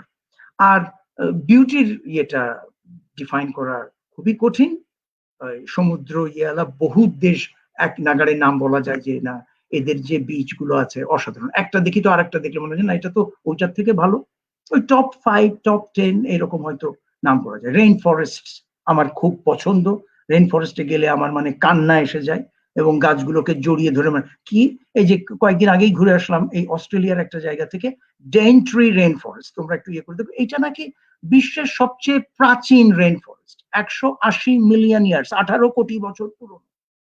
আমরা কোথায় ছিলাম সেই সময়, 18 কোটি বছর, ক্যান ইউ বিলিভ? মালয়েশিয়ার তামান নেগারা, ওখানে 3-4 রাত ছিলাম, এবং অনেক ওই উপরে ক্যানোপি দেখেছি, সেই হ্যাঙ্গিং সাসপেনশন কাঠের ব্রিজ দিয়ে কয়েক কিলোমিটার, ওটা 130 মিলিয়ন ইয়ার্স ওল্ড, 13 কোটি। আর অ্যামাজনের যে রেইন ফরেস্টের জঙ্গল, ওটাকে বলা হচ্ছে 55-56 মিলিয়ন ইয়ার্স ওল্ড। এই রেইন ফরেস্টে গেলে আমি এই যে মানে ওর ছোট নদীর মধ্যে দিয়ে যাচ্ছি আর গাছগুলো গায়ের উপরে এসে পড়ছে। এই গাছগুলো রেইন ফরেস্ট, আমার ওই ওয়েস্টার্ন দেশের যে ফরেস্ট গুলো, পাইন ফরেস্ট, এগুলো সব আমি ক্লাসে বলতাম যে দেখো এগুলো মনে হচ্ছে প্রচন্ড ইন্ডিপেন্ডেন্ট। ওখানকার মানুষগুলো যেরকম বলা যে না নিজের পায়ে নিজে দাঁড়াবো আর কারোর প্রতি ডিপেন্ডেন্ট থাকবো না, আমার নিজের ইন্স্যুরেন্স নিজের থাকবে, ফাইন্যান্সিয়াল মার্কেট থেকে সেটা কিনবো অন্যজন। কিন্তু রেইন ফরেস্টের গাছগুলোর এর থেকে বের হয়ে ওকে জড়িয়ে ধরেছে, ওর থেকে আবার আর একটা নিচে কত, এইটাই যেন আত্মীয়তা একেবারে। এবং আমি যাচ্ছি, গাছগুলো আমার গায়ের পর আসছে এবং আমি কান্নার মতন করে বলছি যে তোমরা থাকবে, আমি তো থাকবো না, কিন্তু তোমরা থাকবে, তোমরা থাকবে। আর ওরা যেন বলছে যে তুমি আমাদের ছেড়ে যেও না, তুমি আমাদের ছেড়ে যেও না, কোথায় যাচ্ছ? হ্যাঁ, এবং যে জায়গাতে ফিরে আসছি এই মানে সভ্যতা ইয়েতে, এটা আমার কাছে ওই জঙ্গলটা মানে সত্যি মানে অসাধারণ একটা জায়গা। তোমাদের বিভূতিভূষণের আরণ্যক বইটা পড়লাম এবং বেশ ছোট বয়সে ওটার নাটক শুনেছিলাম। নির্মল কুমার ওই আরণ্যকের নায়কের ভূমিকা করছেন এবং হাউ হাউ করে কাঁদছিলাম আমি। আমার তখন বয়স ওই 18 বছর মতো। যে সে একটা ইজারা দিতে গেছে এক জায়গায়, এক বড়লোক ফ্রেন্ডের বাবার, বড়লোক, তার জমি জমা ইয়ে করতে। তো সেখানে অরণ্য, সেই অরণ্য দেখে প্রথমে যে এখানে মানুষ কি করে থাকবে, প্রথমে আসলো কলকাতার থেকে আসা ছেলে। তো তারপরে কলকাতাতে সে আকাশ দেখেনি, হ্যাঁ, আকাশ দেখা কষ্ট অত, মানে বড় বড় দালানের মধ্যে। সো আরণ্যকে কিন্তু তারপরে এই গাছগুলো একটা মায়ের মতো নিয়ে ওকে ঘিরে বসলো, একটা কেমন যেন ইয়ে। তো এবং যেভাবে ডিসক্রাইব করতে লাগলো আমরা যেন মনে করলাম এই গাছগুলো একেবারে জীবন্ত। তো ওইখানে একটা সরল প্রকৃতির মেয়ের সাথে ওর জানাশোনা হয়, কোনো ভালোবাসা বা ওসব কিছু না, কিন্তু এই মেয়েটা নানান প্রশ্ন করে। তো তখন একটা খুব স্ট্রাইকিং আমার এখনো মনে আছে, আমি এক্সাক্ট ডায়ালগটা জানি না, কিন্তু মানে মেয়েটা কলকাতার নাম শুনেছে, ওই নায়ক বলছে যে ও কলকাতাকে চেনে। তো ভারতবর্ষের কথা বলতে বলছে, ভারতবর্ষ, ভারতবর্ষটা কোথায় বাবু? ওটা কলকাতার থেকে কত দূর? তো তখন উনি নিজে মনে মানে নির্মল কুমার বলছে যে আমি ওর এই উত্তরটা কি দেব? তা বলছে যে তোমার বিষয়টা হলো এইভাবে বলছে যে আধুনিক এই যান্ত্রিক ইয়ের যে কলকাতা, তার থেকে মানে আধুনিক ভারতবর্ষের দূরত্ব কত আমি জানি না, কিন্তু তোমার এই সরল আদিম মনের থেকে এই যান্ত্রিক কলকাতার দূরত্ব যেন অনন্ত জীবন এইরকমই থাকে। মানে তোমার সিম্পলিসিটি, তোমার যে ইয়েটা, এটার থেকে যেন এই আধুনিক কলকাতা যান্ত্রিক যে এটার যেন দূরত্ব এরকম। তো আমি ওই রকম একটা অদ্ভুত ধরনের সরলতা এই প্রকৃতির এর মধ্যে গেলে পাই। এবং আমার ছেলে অত পছন্দ করছে না যে কি ওকে এরপরে কি, মানে তুমি আজকে কি যা যা করবে তার মানে he is just ticking off the list, যে ফাদারের পিছনে কতক্ষণ আর এবার। কিন্তু আমি ঘন্টার পর ঘন্টা রেইন ফরেস্টের মধ্যে, ট্রেকের মধ্যে আমি হাঁটতে পারি, আমার ভালো লাগে, আমার আসতে ইচ্ছা হয় না ওখান থেকে। আই হ্যাভ ডান, আমি অনেক জায়গায় গিয়ে শুধু আমি ওইগুলো খুঁজে বেড়াই যে where are the forests, where are the lakes, where are the waterfalls। আরেকটা দেখি, হ্যাঁ, আমি যে না এইটা মানে কি, এই ওয়াটারফলটা কি কোনো বড় ওয়াটারফল? এটা না দেখলে কি না না না দেখি দেখি আরেকটা দেখি, আরেকটা যাই, আরেকটাই যাই। এই একটা ইয়ে আমার আকাঙ্ক্ষা, সত্যি মানে ভীষণ রকমের তীব্র আকাঙ্ক্ষা, এবং ইট কিপস মি গোয়িং। আমাকে তোমরা যত বলবে যে আপনি চলতে থাকেন, তো দেখি পারেন কিনা কন্টিনিউয়াস। I can. ট্রাভেলিং এর প্রতি আমার যে প্যাশন, এটা আর কোনো জানেন, I have been board. Economics পড়ে বোর্ড হয়েছি, অন্যান্য ফিলসফি পড়তে যে বোর্ড হয়েছি, যে কোনো ওই মরাল ইয়ে বলো যা বলো, কোনো একটা জিনিস ইয়ে করতে টু মাচ। নভেল পড়তে গিয়ে ওই ডিমিনিশিং মার্জিন ইউটিলিটির মতো। কিন্তু অনলি ট্রাভেলিং এর ক্ষেত্রে আমি দেখেছি the more I do, the more I want to do. আমি একেবারেই বোর্ড হই না। আই অনলি উইশ আমি আরো অনেক আগের থেকে এটা করতে পারতাম, এন্ড আই অনলি উইশ আমার আরো অনেক সময় থাকতো যেন আমি, এবং স্বাস্থ্যটা থাকতো যেন আমি এটা আরো অনেক দিন ধরে করতে পারি। There is so much to see. অসাধারণ বর্ণনা স্যার। আশা করি পৃথিবী আবারও সুস্থ হলে আপনাকে নতুন নতুন দেশে দেখতে পাবো। তো স্যার এখন আপনার ইন্ডাস্ট্রিয়ালিস্ট হিসেবে ভেঞ্চার গুলোর দিকে যাই। স্যার এটাও কি প্যাশন ছিল? Oh no, no, no. Actually মানে আমাকে আমাদের এই ঢাকা ইউনিভার্সিটিরই মারা গেছেন এরকম কিছু টিচার যারা আমাকে খুব ভালোভাবে চিনতেন। আমি এই যে বিজনেসের এইগুলো যে দেখাশোনা করি ওনারা শুনে খুব আহত হয়েছিলেন যে তুমি যদি বিজনেসে যাও তাহলে তোমার ফ্যামিলিতে আর কেউ কখনো পড়াশোনা করবে না। আমাদের এই ডক্টর তৌফিক এলাহি চৌধুরী, তার সাথে আমার সৌভাগ্য হয়েছিল হার্ভার্ডে কিছু সময় কাটানোর জন্য। আমরা একটা অঙ্ক কোর্স, আমি তখন আমার বয়স মাত্র 19, উনি তখন ওই ডেপুটি সেক্রেটারি, তারপরে হার্ভার্ডে গেছেন MPA করতে, তারপরে পরবর্তীতে ওখানে গিয়ে PhDও করেন। তো ডক্টর মহিউদ্দিন খান আলমগীর, এনারা সবাই আমাকে খুব স্নেহ করতেন। এবং ডক্টর মহিউদ্দিন খান আলমগীর একটু অন্য অ্যাডভাইস দিয়েছেন যখন শুনেছেন যে না আমার ওই দেশের জন্য কাজ করার ইচ্ছা আছে, তো বলেছেন না ঠিক আছে অবশ্যই তোমার রাজনীতিতে যাওয়া উচিত। কিন্তু তৌফিক এলাহি এবং দের আর মেনি আদার্স, তারা কিন্তু বলেছেন যে তুমি কেন ইয়ে করবা, ইউ আর ভেরি গুড, তুমি এখানে কিন্তু টপ অল্প কয়েক পার্সেন্টের মধ্যে, so you should think of the Nobel. তো সিরিয়াস কি বলে এইসব, এইসবের পিছনে থাকবো আর এইসবই মানে এই যে জার্নালের মধ্যে আলফা বেটা গ্যামা এই ভরে এইসব লিখবো যেটা বিশ্বাসও করি না, এই করে আর এই নোবেল দিয়ে কি হবে এগুলো। এবং এটা কখনো ইয়েই মনে হয়নি, আমি মানে প্যাশন দিয়ে এটা পার্সিউ করি। কিন্তু এমনি রিসার্চের দিকে বা মানে আমার ওই মানে নলেজের ইয়ের দিকে আমার খুব ইয়ে ছিল। কিন্তু আমার বোধ হয় যে আমার বাবা তার মানে চাইলেন যে তার এই ছোটখাটো ব্যবসা এটা দেখাশোনা যেন করি, তো ওটা করেছি। কিন্তু I wasn't cut out for it, I am the reluctant businessman. আমি ঠিক ওই মানি মেকিংটা ওটা আমার গোল না, কিন্তু ইট ওয়াজ থ্রাস্ট আপন মি। সো আমি ওই বিদিশাদেরও শনি সোমে ক্লাস নিয়ে সোমবারেই ফ্লাইট নিয়ে যশোরে যেতাম, আবার ওখানে কদিন থেকেই আবার শুক্রবারে চলে এসে শনিবারে ক্লাস নিতাম। তো আমি কোনোটাই কিন্তু আসলে হয়নি, শুধু পড়ানোটা একটু প্যাশন দিয়ে করতে পেরেছি। কিন্তু একাডেমিক লাইফের মানে ইউনিভার্সিটি টিচার একটা বড় অংশ হলো রিসার্চ করা, গবেষণা করা, কিছু মূল কথাবার্তা বলা। I have done anything. এবং যত ইয়ে করি দেখি যে না, অরিজিনাল কথা বলা খুবই কঠিন, আমার মাথায় আসে না। আর চেষ্টা তো করিনি, যেহেতু ওই যে বললাম যে হাফ হার্টেড ভাবে ব্যবসা মানে কোন রকমের ঠেকানো, যার জন্যই ওটাতে, তা নাহলে কিন্তু আসলে ওই দিকে পুরো সময় দিলে এই যে ইন্ডাস্ট্রিয়ালিস্ট কথাটা বলা হচ্ছে, হ্যাঁ আছে কিছু ইন্ডাস্ট্রি ইয়ে, কিন্তু ওটা হয়তো আরো অনেক বড় হতে পারত যদি ওইটাই আমার ফুল টাইম অকুপেশন, হয়তো আরো 20টা 25টা ইয়ে করতে পারতাম। জুট, টেক্সটাইল, সিমেন্ট, ফার্টিলাইজার, এই 3-4টে না হয়তো দেখা যেত আরো 20-25টা হতো, হয়তো বিলিয়নিয়ার হতাম। কিন্তু দ্যাট ওয়াজ নট দ্য গোল যে আমি কি বাংলাদেশের রিচেস্ট ম্যান হব, হলে কি আমি হ্যাপি হব? নো, তা তো না। তাহলে ওয়াই ট্রাই? তার থেকে আড্ডা সময় দিয়ে ওই গল্প করে যাচ্ছি, এই মরাল ফিলসফি নিয়ে তোমার কথা বলছি। আমার ভালো লাগছে মিল্টনের প্যারাডাইস লস্ট, সেখানে যে মিটার দিয়ে মিল্টন লিখছে, যে মিটারটা আগে দেখা যায়নি।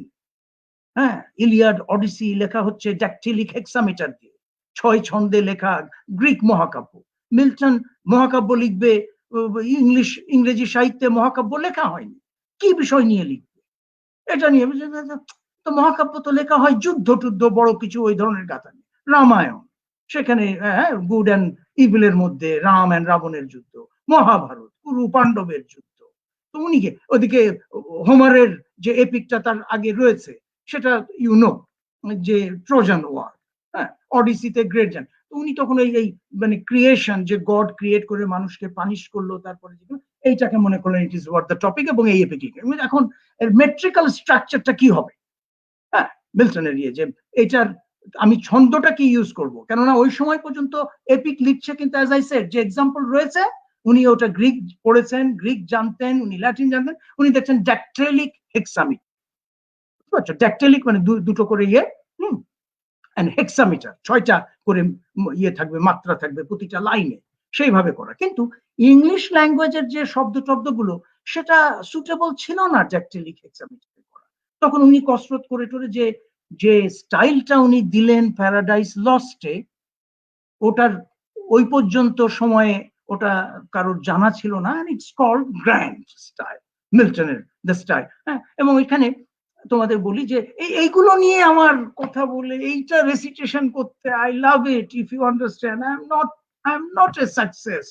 হ্যাঁ, আমি কিছু না, বাট কি যে এক জায়গায় উনি ওই প্যারাডাইস লস্টে দোজখের বর্ণনা, মানে হেলের বর্ণনা দিতে বলছে, rocks, capes, lakes, fens, bogs, dens and shapes of death, a universe of death which gods by curse created evil, for evil only good where all life dies. Death lives and nature breeds, all perverse, all monstrous, all prodigious things, abominable, unutterable, and worse than fables yet have paint, or fear conceived gorgons and hydras and chimeras. এই যে কথাগুলো বলেন, প্রত্যেকটাতে দেখো যে rocks, capes, lakes, প্রতিটা মানে মাত্রাতে stress দিচ্ছেন। এটা আগে ইয়েতে ছিল না, কেন হেলের বর্ণনা দিচ্ছেন, রিডার সেটা পড়তে পড়তে মনে হবে যেন আমি হেলে চলে গেছি, নিঃশ্বাস বন্ধ হয়ে যাবে যে এতবার যদি স্ট্রেস দিয়ে পড়তে হয়, rocks, capes, lakes, fens, bogs, dens and shades of death. এটা হচ্ছে দোজখের মধ্যে কি, মানে হেলে গেলে কি পাওয়া যাবে, এমন এমন কিম্ভূত কিমাকার জন্তু সেখানে থাকবে যে সেগুলো মানে দেখেন। এটা তিনি করেছেন, আই লাভ ইট। এবং এই মেট্রিক্যাল স্ট্রাকচারটা ডেরিভেশন কিভাবে করলেন, এর ব্যাকগ্রাউন্ড কি, no way connected to economics. But I spent so much time in recitation style ta shona and memorizing it and doing it. আর এত বয়স হয়ে গেল, এখনো আমার এটা মনে থাকে, কি বলবো, আর হয়তো কয়েকদিন পর থাকবে। জি স্যার, এখন আমরা আমাদের লাস্ট ইভেন্টে চলে যাই। এটা আমরা একটা র্যাপিড ফায়ার রাউন্ডের আয়োজন করেছি, যেখানে আমাদের এনথুসিয়াস্টিক স্টুডেন্টসরা বিভিন্ন ফান কোয়েশ্চেন করেছে স্যার। মোস্ট কোয়েশ্চেন গুলোই ওয়ান ওয়ার্ড অ্যান্সার বা ওয়ান সেন্টেন্সে কমপ্লিট করা যাবে। স্যার আমরা শুরু করি তাহলে। স্যার আপনার ফেভারিট পার্সোনালিটি, প্রিয় ব্যক্তিত্বকে? ওই যে মহিলার কথাটা বললাম যে বস্তিতে থাকে, ও শি ইজ মাই হিরো। আচ্ছা স্যার। আচ্ছা স্যার, প্রিয় বই কোনটি? প্রিয় কবিতা বাংলায় হলো ওই যে ছেলেটা, আর ইংরেজিতে যেটা বললাম, the love song of J Alfred Prufrock, the finest piece of literature I have read. বইয়ের মধ্যে বলাটা মুশকিল আমার, তেমন খুব একটা ইয়ে, মানে একটা বই বলবো যে এই বইটা খুব ভালো লেগেছে সেরকম আমি বলতে পারছি না। এটা আমার স্যার আপনার খাওয়া সবচেয়ে অদ্ভুত খাবার কোনটি? অদ্ভুত, গত বছর আফ্রিকাতে গিয়েছিলাম, সেখানে আমাদের ওই বুশ ডিনারের মধ্যে পোকা দিল, পোকা ভেজে টেজে দিল, কেউ খেলো না, যে না ওটা কি শুনে পোকা, তার মানে না আমাকে দাও আমি খাই। তা কেউ খেললাম, আমার ছেলেও খেলো না, আমার ওয়াইফ খেলো না, কিন্তু আমি মোটা আর কেউই খেলো না টেবিলে। আমি বললাম যে আচ্ছা, তাহলে এটা তো সামথিং আই হ্যাভেন্ট ট্রাইড। তো এরকম যেখানেই নতুন কোনো কিছু দেওয়া আছে, I have tried, I am very open to things. হ্যাঁ, কিন্তু যদি বলে প্রিয় খাবার, তাহলেও এগেন বলা মুশকিল, একটা তো ইয়ে করা যায় না। আমার দেশি অনেক খাবার, আলু ভর্তা, ভাত ঘি দিয়ে খেতে, সেটাও খুব ভালো লাগে। ছোটবেলায় মা খাওয়াতো যে ঘি খেলে ব্রেন হবে নাকি ভালো, সো সেটাও খুব ভালো লাগে। চালের রুটি, মাংস খেতে ভালো লাগে, ফুচকা খেতে ভালো লাগে। আবার বিদেশে গিয়ে টোটালি চেঞ্জ হলো, পিৎজা খেয়ে তো গ্রাজুয়েট লাইফটাই ইয়ে করেছি, পিৎজা আর কোক, পানি খাইনি, Coke Coke Coke Coca Cola আর কি, খুব পছন্দের ড্রিঙ্ক আমার, এবং এটা খুবই খারাপ, চিনি ভরা, but I love it and I love it yet. Sir আপনার প্রিয় পোশাক কোনটি? পায়জামা পাঞ্জাবি। আচ্ছা, চা না কফি? কোনোটাই না, আমি দুটোই খুব কমই। কোকা-কোলা। Coca Cola, yes. জি স্যার। স্যার আপনাকে যদি ৩টি শব্দে নিজেকে বর্ণনা করতে বলা হয়, তাহলে কোন ৩টি ওয়ার্ড ইউজ করবেন?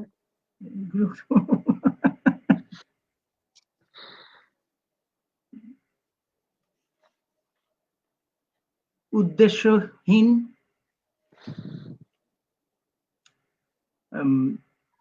তোমাদের যে এটার যে থিম সাকসেস, এর উল্টোটা ব্যর্থ।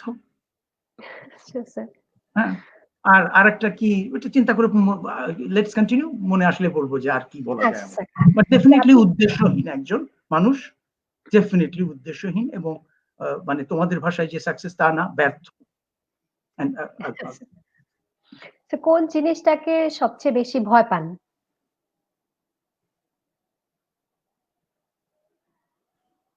কোন জিনিসটাকে সবচেয়ে বেশি ভয় পায়? ভয় পান, জি স্যার। কুসংস্কার। জি স্যার। নিজের করা কোন কাজটি নিয়ে সবচেয়ে বেশি গর্ববোধ করেন? এটা তো ওই বললামই যে আমি যে বেরিয়েছি এটাকে যদি একটু কর্ম হিসাবে ধরা হয় যে আমার এফর্টটা, এটাই জি আমার স্যার। আমার সাধনা, আমার গর্ব, যাই হোক। I have অসাধারণ। done quite a bit. ঠিক আছে। তো সকাল, দুপুর না রাত? কোন টাইমটা প্রেফার করেন? রাত। আচ্ছা।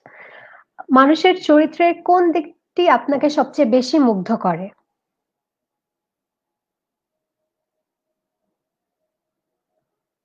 এটা কি মানে এক সেন্টেন্সে বলা যাবে? এটা যে স্যার কত আপনার জন্য ওয়ার্ড আনলিমিটেড স্যার। you আপনি know, যত ওয়ার্ড ইউজ করতে চান।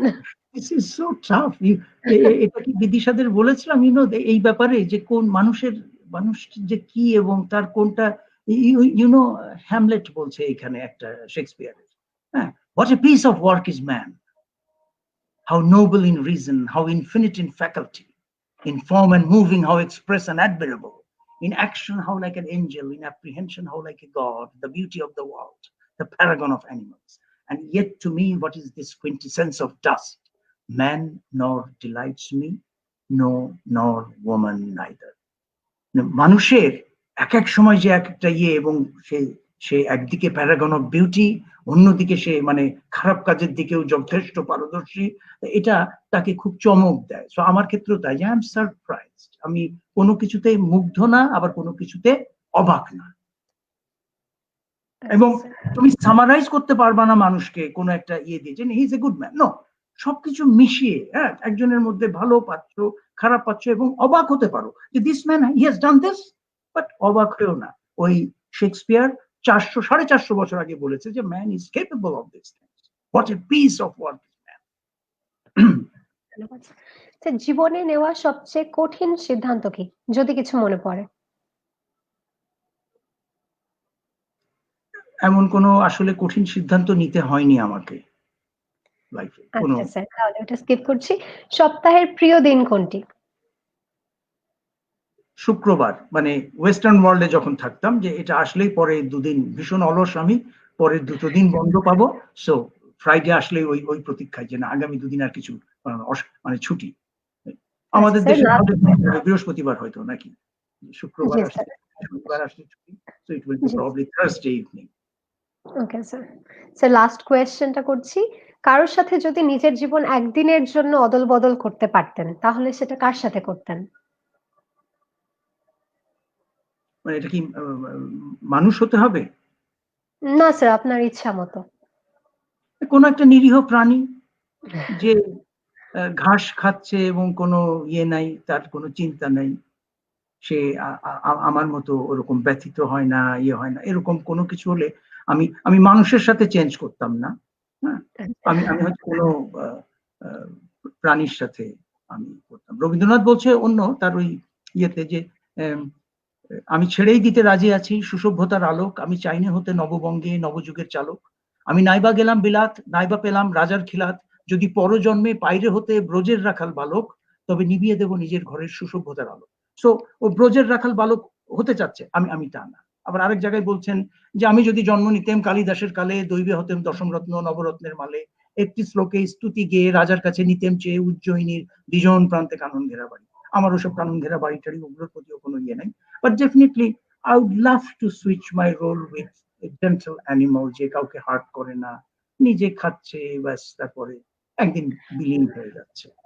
বা একটা গাছ যে ছায়া দেয়, হ্যাঁ, ওই রেইন ফরেস্টের একটা ছোটখাটো I would love to switch roles with that, but not with another human being, successful or unsuccessful. No. আচ্ছা স্যার। আচ্ছা, আমরা একদমই আমাদের অনুষ্ঠানের শেষে চলে এসেছি। আমাদের প্রচুর কমেন্টস এসেছে, কিন্তু সময় স্বল্পতার কারণে আসলে আমরা কারোটাই নিতে পারছি না। তো স্যার লাস্টে আপনাকে বলতে চাই যে আপনার কি আমাদেরকে নিয়ে কোনো উপদেশ আছে, বা আপনি কি এমন কিছু আমাদেরকে কিছু জিজ্ঞাসা করতে চান? আমরা তাহলে আপনাকে সেটা বলার ট্রাই করব, বা আমাদের জন্য যে কোনো উপদেশ। উপদেশ তো ওই যে বললাম যে আমি মানে ফার বিট ফর মি যে বলবো যে এটা করো ওটা করো না, ওই ওই মরাল অ্যাডভাইসটা আমার কাপ অফ টি না। বাট ডেফিনেটলি নিজের হার্টের কাছে ওই যে প্যাশন কথাটা বলেছি, দ্যাটস ভেরি ইম্পর্টেন্ট।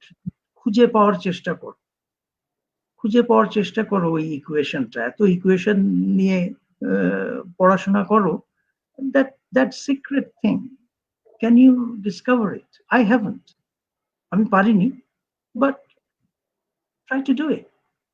পারলে বেশ বড় কিছু একটা ইয়ে করতে পারবে। what really makes you tick and go for it. Sir, thank you. তো স্যার, আমরা একদমই শেষে চলে এসেছি। স্যার, আপনাকে অসংখ্য ধন্যবাদ আপনার মূল্যবান সময় আমাদের সাথে শেয়ার করার জন্য। আমরা অনেক কিছু জানলাম, অনেক কিছু শিখলাম।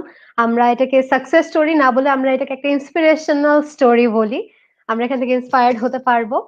আর বিদিশা ম্যাম এবং রুবাইয়া ম্যামকেও অসংখ্য ধন্যবাদ স্যারকে আমাদের এই আয়োজনে উপস্থিত আমন্ত্রণ করার জন্য। স্যারকে আমরা পেয়ে সত্যি অনেক বেশি গর্বিত এবং আনন্দিত। আর খুব সম্ভবত এটা রুবাইয়া ম্যামের ইসি এর কো-মডারেটর হিসেবে লাস্ট ইভেন্ট। তো ম্যামকে অসংখ্য ধন্যবাদ ইসি এর একদম শুরু থেকে আমাদের সাথে থেকে সব রকম সহযোগিতা করার জন্য। আশা করি ম্যামকে আরো নানান ইভেন্টে পাবো। ম্যাম আবার দেশে আসুক, আবার ম্যামের সাথে দেখা হবে, অনেক ইভেন্ট করা হবে। ততদিন পর্যন্ত আশা করছি সবাই ভালো থাকবেন এবং স্যাররা। Thank you for your time, তোমাদের সময়ও মূল্যবান। Thank you for listening to me. ভালো থেকো সবাই। Thank you, sir, especially for defining a new definition of success. এটা খুব দরকার। Thank you sir.